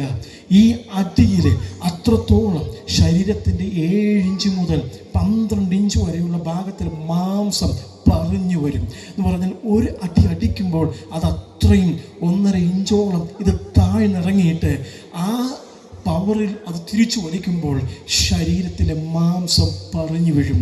ഈ പറഞ്ഞു വീണ് യേശു കർത്താവ് വേദനയോടെ പിടഞ്ഞു വീഴും. മുട്ടുകുത്തി അവൻ വീഴും, മുട്ടുകുത്തി നിലത്തിരിക്കും. ഹല്ലേലൂയ. വീണ്ടും അവൻ എഴുന്നേറ്റ് നിർത്തും. ഈ ചമ്മട്ടി വീണ്ടും വെള്ളത്തിൽ മുക്കുമ്പോൾ ഇതിൻ്റെ മാംസങ്ങൾ തുടിപ്പാനിടയായിത്തീരും. ഈ അടിച്ചു പിടിച്ചിരിക്കുന്ന ഈ മാംസങ്ങൾ വെള്ളത്തിൽ കലരും. പ്രിയപ്പെട്ടവരെ, ഇത് വീണ്ടും വൃത്തിയാക്കിയിട്ടാണ് അടുത്ത അടി. 1, 2, 3 ന്യായപ്രമാണം അനുസരിച്ച് 1 കുറയെ 39 അടികൾ അരുമനാഥൻ ഏറ്റുവാങ്ങുവാനിടയായിത്തീർന്നു. ഇത് പറയാൻ എളുപ്പമാണ്. മനുഷ്യൻ്റെ ബുദ്ധിക്കപ്പുറമാണ് ഗബദ എന്ന് പറയുന്ന കൽത്തളം. മനുഷ്യൻ്റെ ബുദ്ധിക്കപ്പുറമാണ് യേശു കർത്താവിൻ്റെ ക്രൂശീകരണം. ഞാൻ തുടക്കത്തിൽ പറഞ്ഞ വാക്കുകളെ ഓർപ്പിക്കുന്നു. യേശു കർത്താവ് ജനിച്ചതുപോലെ ആരും ഭൂമിയിൽ ജനിച്ചിട്ടില്ല. യേശു കർത്താവ് ജീവിച്ചതുപോലെ ആരും ഈ ഭൂമിയിൽ ജീവിച്ചിട്ടില്ല. യേശു കർത്താവ് മരിച്ചതുപോലെ ആരും ഇന്നേ വരെ മരിച്ചിട്ടില്ല. ഈ 39 അടികൾക്ക് ശേഷം രക്തം വാർന്നൊഴുകുന്ന കൽത്തളത്തിൽ രക്തം മറ്റുള്ളവർ കാണാതിരിക്കേണ്ടതിന് അവനെ ചുമന്ന അങ്കി ധരിച്ചു. നിങ്ങൾ ശ്രദ്ധിക്കുക, നമ്മുടെ അരുമനാഥനെ അവൻ്റെ പുറത്തെ മുറിവുകൾ ഉഴവു ചാലുപോലെ കീറി. യെശയ്യാവ് വിളിച്ചു പറയുന്നത് നിങ്ങൾ ശ്രദ്ധിക്കുക, അവനെ കാണുന്നവരൊക്കെയും മുഖം മറച്ചു കളയുന്ന രീതിയിൽ അവൻ്റെ ശരീരത്തിൽ ചുവന്ന അങ്കി ധരിച്ച് അവനെ വീണ്ടും പരിഹസിച്ചു. മുമ്പിൽ പടയാളികൾ ഇവൻ യഹൂദൻ്റെ രാജാവ് എന്ന് പറഞ്ഞ് അവനെ പരിഹസിച്ച് ക്രൂശ് അടുപ്പിച്ച്. എന്ന് പറഞ്ഞാൽ ക്രൂശ് എന്ന് പറയുന്നത് ഈ ക്രോസായിട്ടുള്ള ഒന്നല്ല, അതിൻ്റെ ഒരു കഷണം എടുത്ത് കർത്താവിൻ്റെ ചുമലിൽ വെച്ച് കെട്ടി ഗോൽഗോഥയിലേക്ക് കൊണ്ടുപോയി. നിങ്ങളിന്ന് പുണ്യഭൂമി സന്ദർശിച്ചാൽ 14ഓളം സ്പോട്ടുകൾ കാണാനായിട്ട് സാധിക്കും. 14 സ്ഥലങ്ങൾ. പീലാത്തോസിൻ്റെ അരമന മുതൽ ഗോൽഗോഥ വരെ 14 ഇടങ്ങളെ കാണുവാനായിട്ട് സാധിക്കും. അതിൽ ഓരോ സ്ഥലത്തിനും ഓരോ കാര്യങ്ങൾ പറയേണ്ടതായിട്ടുണ്ട്. 3-ൽ കൂടുതൽ സ്ഥലങ്ങളിൽ യേശു കർത്താവ് വീഴുവാനിടയായിത്തീരുന്നു. അവന് തൻ്റെ ക്രൂശ് വഹിപ്പാനിടയായിത്തീരുന്നു. പ്രിയപ്പെട്ടവരെ, പലപ്പോഴും കർത്താവിന് ക്രൂശ് ചുമപ്പാൻ പ്രാപ്തിയില്ലാതെ അവൻ വീണും എഴുന്നേറ്റും ആ വീതിയിൽ അപമാനിക്കപ്പെട്ട് അവൻ ഗോൽഗോഥയിലേക്ക് പോകാനിടയായി തീർന്നു. തൻ്റെ വഴിയാത്രയിൽ താൻ മാനസികമായും ശാരീരികമായും ചാട്ടവാറുകളുള്ള ദണ്ഡനങ്ങളാലും ചമ്മട്ടി കൊണ്ടുള്ള പീഡനങ്ങളാലും അവൻ ഒത്തിരി പ്രാവശ്യം വീഴുമ്പോൾ ആ ക്രൂശ് എടുപ്പാൻ പ്രാപ്തിയില്ലാത്ത സാഹചര്യങ്ങൾ കുറേനക്കാരനായ ശിമോൻ അവനെ സഹായിക്കുന്ന കാര്യങ്ങളൊക്കെ നമുക്ക് വിശുദ്ധ വേദപുസ്തകത്തിൽ കാണുവാനായിട്ട് സാധിക്കുന്നു. പ്രിയപ്പെട്ടവരെ, അവനെ ഗോൽഗോഥയിലേക്ക് കൊണ്ടുപോയി. രാവിലെ 9 മണി നേരമാണ് അവനെ ക്രൂശിപ്പാൻ ഇടയായിത്തീർന്നത്. എന്നാൽ യേശു മരിക്കുന്നത് വൈകുന്നേരം 3 മണി നേരമാണ്. അത്രത്തോളം സമയം അവൻ വേദന അനുഭവിപ്പാൻ ഇടയായിത്തീർന്നു. പ്രിയപ്പെട്ടവരെ, ആ വേദന സഹിച്ച് കർത്താവിൻ്റെ ശരീരത്തെ ഹല്ലേലൂയ നീതിമാനും നിഷ്കളങ്കനുമായ യോസേഫ് എന്ന് പറയുന്ന മന്ത്രി ഹല്ലേലൂയ അവിടുത്തെ ഗവർണറോട് ചോദിച്ച് ആ ശരീരത്തെ ഏറ്റുവാങ്ങി തൻ്റെ കല്ലറയിൽ അടക്കുവാൻ ഇടയായിത്തീർന്നു. അതാണ് നാം വായിച്ച ഭാഗം. ഈ കല്ലറയിൽ എല്ലാ യഹൂദന്മാരുടെ ആചാരപ്രകാരമുള്ള എല്ലാ കാര്യങ്ങളും ചെയ്ത് വെച്ചിട്ട് പോയി.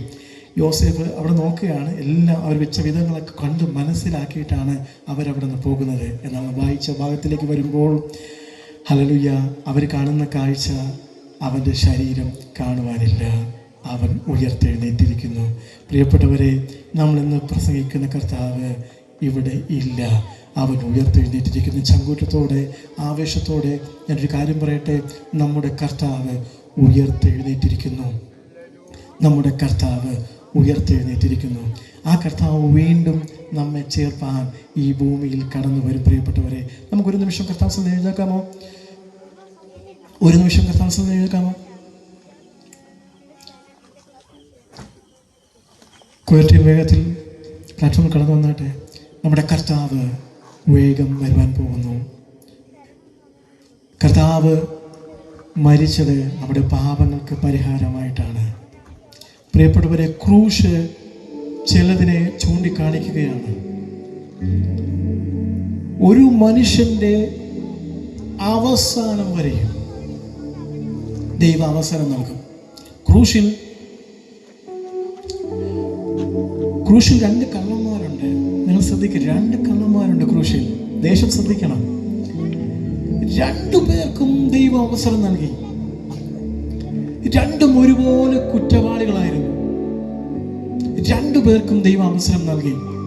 എന്നാൽ ഒരാളെ രക്ഷിക്കപ്പെട്ടുള്ളൂ. ഒരാളെ യേശുവിനെ ദൈവമായിട്ട് അംഗീകരിച്ചിട്ടുള്ളൂ.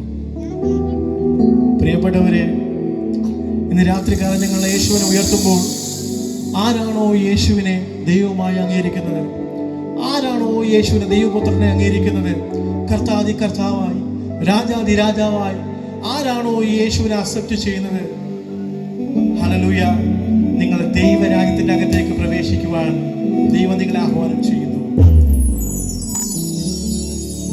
Praise you, Lord. Hallelujah. Jesus name. ഞങ്ങളുടെ കൂടെ ചേർന്ന് പ്രാർത്ഥിക്കാമോ? നിങ്ങളുടെ പ്രശ്നം, നിങ്ങളുടെ സാഹചര്യം എന്തുമായിക്കൊള്ളട്ടെ, ഒരു ന്യായവിധി വരുവാനായിട്ട് പോവുകയാണ്. നിങ്ങളുടെ സാഹചര്യം എന്തുമായിക്കൊള്ളട്ടെ, ഈ രാത്രികാലം ഞങ്ങൾ ഒരു കാര്യം ഇവിടെ ഉയർത്തുന്നു.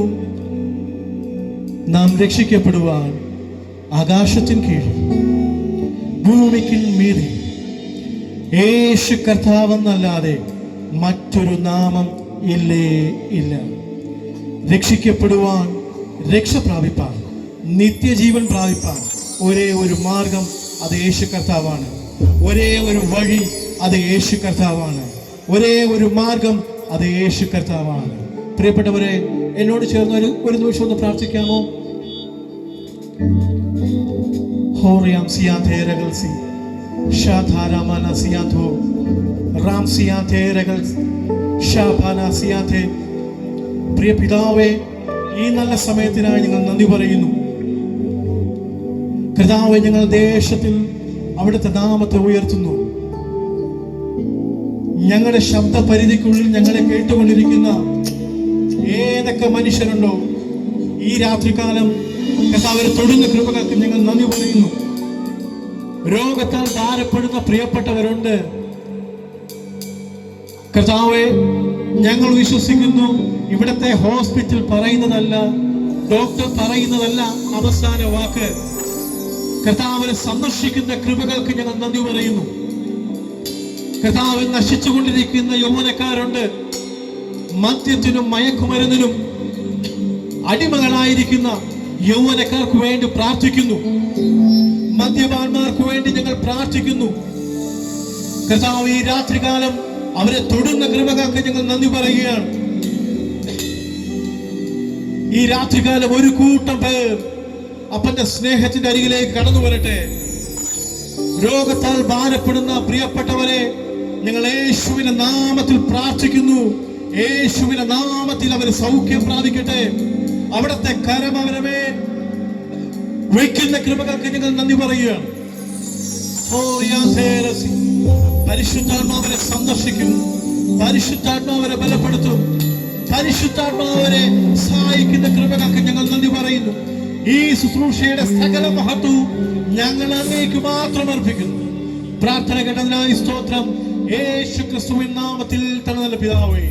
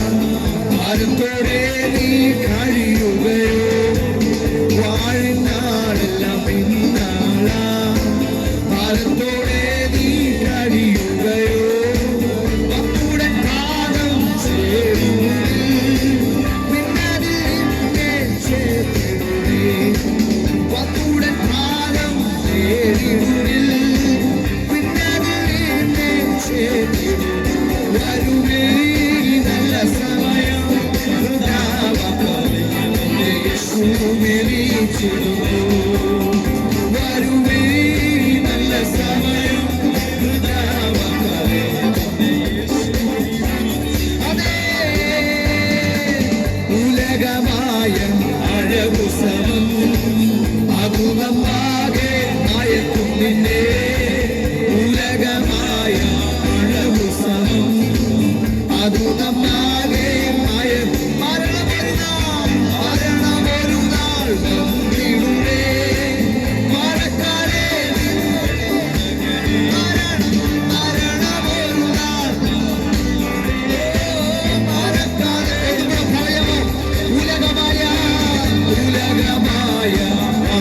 സമം അതു നമ്മ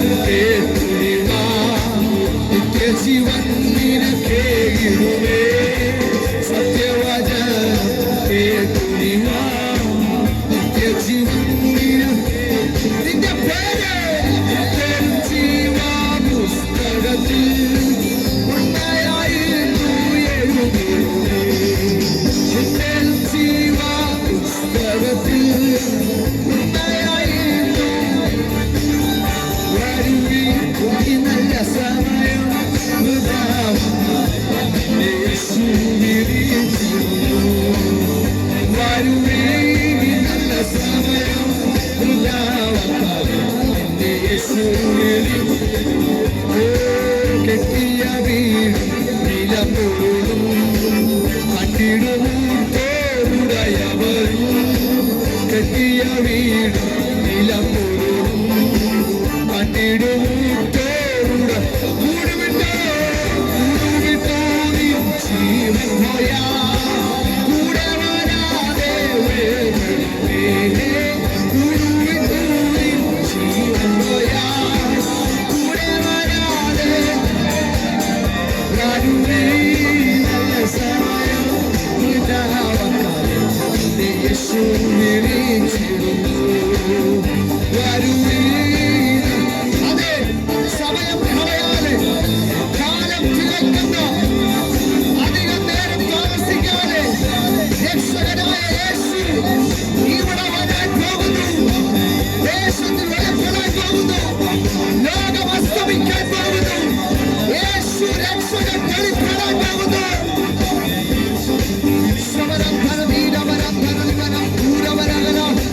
രക്ഷയ്ക്കായി ഓടിക്കയറിക്ക്. രക്ഷയ്ക്കായി യേശുവിന്റെ അടുക്കിലേക്ക് ഓടുക. രക്ഷയുടെ മാർഗം അത് യേശു മാത്രമാണ്.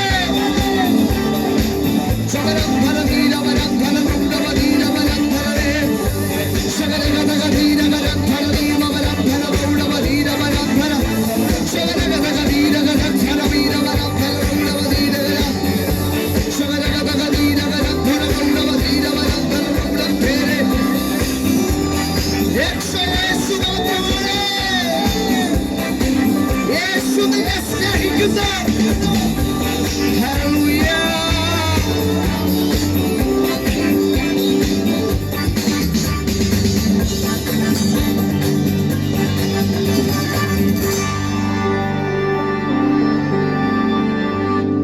ഹല്ലേലൂയ. ചിലർ താമസമെന്ന് വിചാരിക്കുന്നത് പോലെ കർത്താവ് തന്റെ വാഗ്ദത്തം നിവർത്തിപ്പാൻ താമസിക്കുന്നില്ല.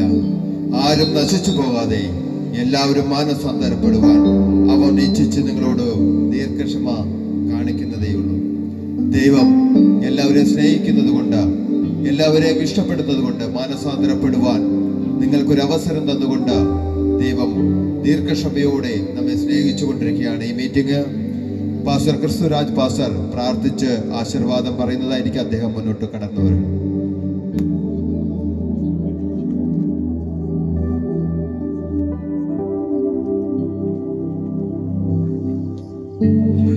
Praise the Lord. വേണ്ടി നമുക്ക് പ്രാർത്ഥിക്കാം. എല്ലാവർക്കും കണ്ണുകളടയ്ക്കാം. പരിശുദ്ധനായ ദൈവമേ, സ്വർഗ്ഗപിതാവേ, അനുഗ്രഹമേറിയ നല്ല രാത്രിക്കായി സ്തുതിക്കുന്ന വാഴ്ത്തുന്ന മകത്തപ്പെടുന്ന കർത്താവേ, ഇന്ന് രാത്രികാലം ഞങ്ങൾ കേൾക്കപ്പെട്ട തിരുവഴുത്തിനായി സ്തോത്രം ചെയ്യുന്ന കർത്താവേ, നന്ദിയോടെ വാഴ്ത്തുന്ന മകത്തപ്പെടുന്ന പ്രിയദാസൻ പറയപ്പെട്ട വിഷയങ്ങളിൽ കർത്താവേ, നിന്റെ വചനം ജീവന്റെ വചനമായ ദേശത്തിന്മേൽ വ്യാപരിച്ച കൃപയ്ക്കായി സ്തുതിക്കുന്ന വാഴ്ത്തുന്ന മകത്തപ്പെടുന്ന കർത്താവേ, അവൻ ഇവിടില്ല എന്ന കർത്താവെ നിന്റെ വചനത്തിലൂടെ ഞങ്ങൾ കേൾക്കുവാനിടയായി. കർത്താവെ സ്തോത്രം. എന്നാൽ അവിടുന്ന് വീണ്ടും വരുമെന്ന വാഗ്ദത്തം ചെയ്ത പരിശുദ്ധ കർത്താവെ, നിരാപ്രി വചനം കേട്ട് നിന്റെ മക്കൾ കർത്താവെ അവിടുത്തെ വരുവനായി ഒരുങ്ങുവാൻ തക്കവണ്ണം പരിശുദ്ധ കർത്താവ് ഇടയാക്കണമേ എന്ന് പ്രാർത്ഥിക്കുന്ന കർത്താവെ, ഈ കാണുന്ന ഈ ആകാശവും ഭൂമിയും നക്ഷത്രങ്ങളും പ്രപഞ്ചമൊക്കെയും നീങ്ങിപ്പോകുമെന്ന് തിരുവെഴുത്ത് പറയുമ്പോൾ കർത്താവെ, ശാസ്ത്രം ഈ നാളുകളിൽ അതെല്ലാം വെളിപ്പെടുമെന്ന് സത്യമെന്ന് വെളിപ്പെടുത്തിക്കൊണ്ടിരിക്കുന്ന ഈ കാലഘട്ടത്തിൽ പരിശുദ്ധ കർത്താവെ വചനത്തിൽ വിശ്വസിപ്പാനും വചനത്തിൻ്റെ അടിസ്ഥാനത്തിൽ ജീവിച്ച് കർത്താവെ നിത്യത്തിൽ പ്രവേശിപ്പാൻ തക്കവണ്ണം സ്വർഗമിടയാക്കുന്ന കൃപയ്ക്കായി സ്തുതിക്കുന്ന വാഴ്ത്തുന്ന മകത്വപ്പെടുത്തുന്നു. ഈ ദേശത്തിനായി ഞങ്ങൾ പ്രാർത്ഥിക്കുന്ന കർത്താവെ, ദേശത്തിന്മേൽ ഒരു രക്ഷയുടെ വെളിച്ചം പ്രകാശിപ്പാൻ തക്കവണ്ണം പരിശുദ്ധ കർത്താവ് ഇടയാക്കണമേ എന്ന് പ്രാർത്ഥിക്കുന്നു. ഇന്ന് രാത്രി വചനം കേട്ട ഒരു വ്യക്തി പോലും കർത്താവെ നരക യോഗ്യരായി തീരാതിരിപ്പാൻ തക്കവണ്ണം ദൈവരാജ്യത്തിൻ്റെ അവകാശമായി തീരുവാൻ തക്കവണ്ണം പരിശുദ്ധ പിതാവ് ഇടയാക്കണമെന്ന് പ്രാർത്ഥിക്കുന്ന കർത്താവെ, നന്ദിയോടെ വാഴ്ത്തുന്ന മകത്വപ്പെടുത്തുന്ന അപ്പാ, ഇന്ന് രാത്രി കടന്നു വന്ന എല്ലാ പ്രിയപ്പെട്ടവർക്കായും പ്രാർത്ഥിക്കുന്ന കർത്താവെ, ടീമിലുള്ള എല്ലാ കർത്താദാസന്മാർ ദാസിമാർ, കടന്നു വന്ന ദൈവമക്കൾ, സാക്ഷിച്ച പ്രിയ സഹോദരൻ, ദൈവവചനം സംസാരിച്ച പ്രിയ സഹോദരൻ, ഇവിടെ അധ്യക്ഷനായിരിക്കുന്ന കർത്താവിൻ്റെ പ്രിയ സഹോദരൻ, അതുപോലെ പാടിയ പ്രിയ സഹോദരന്മാർ, എല്ലാവരെയും കർത്താവെ നിൻ്റെ കരങ്ങളിൽ സമർപ്പിച്ച് ഞങ്ങൾ പ്രാർത്ഥിക്കും. തുടർന്നുള്ള ശുശ്രൂഷകളിൽ ദൈവം അവരെ മാനിക്കണമേ എന്ന് പ്രാർത്ഥിക്കുന്ന കർത്താവെ, ഇന്ന് രാത്രി കടന്നു വന്ന എല്ലാ പ്രിയപ്പെട്ടവരെയും കുഞ്ഞുങ്ങളെയും നിന്റെ കരങ്ങളിൽ സമർപ്പിക്കുന്നു.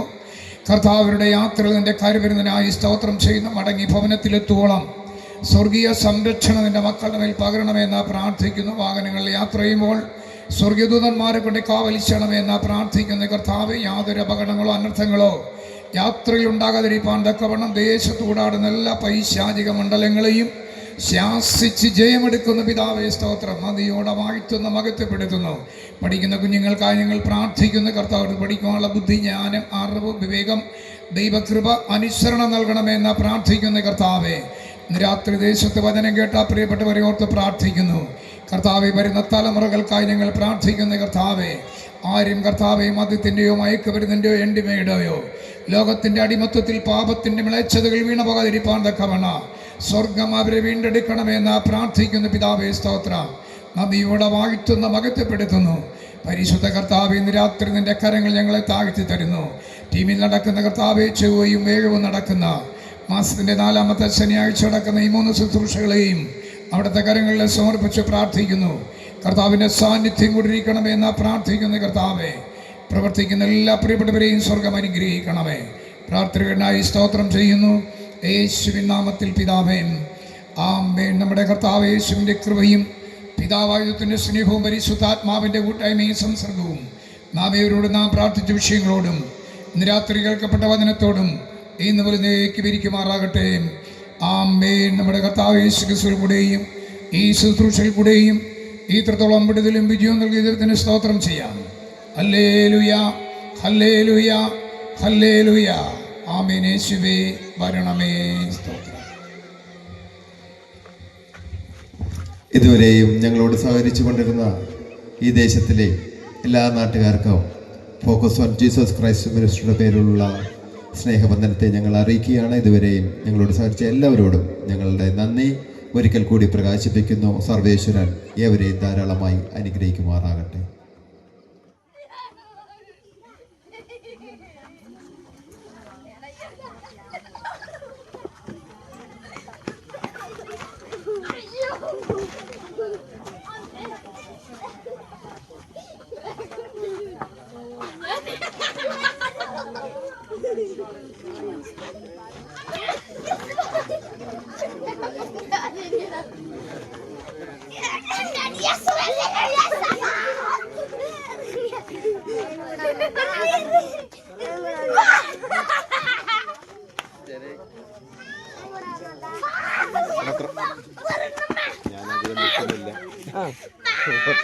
ഞാൻ അവരെ കൊണ്ട്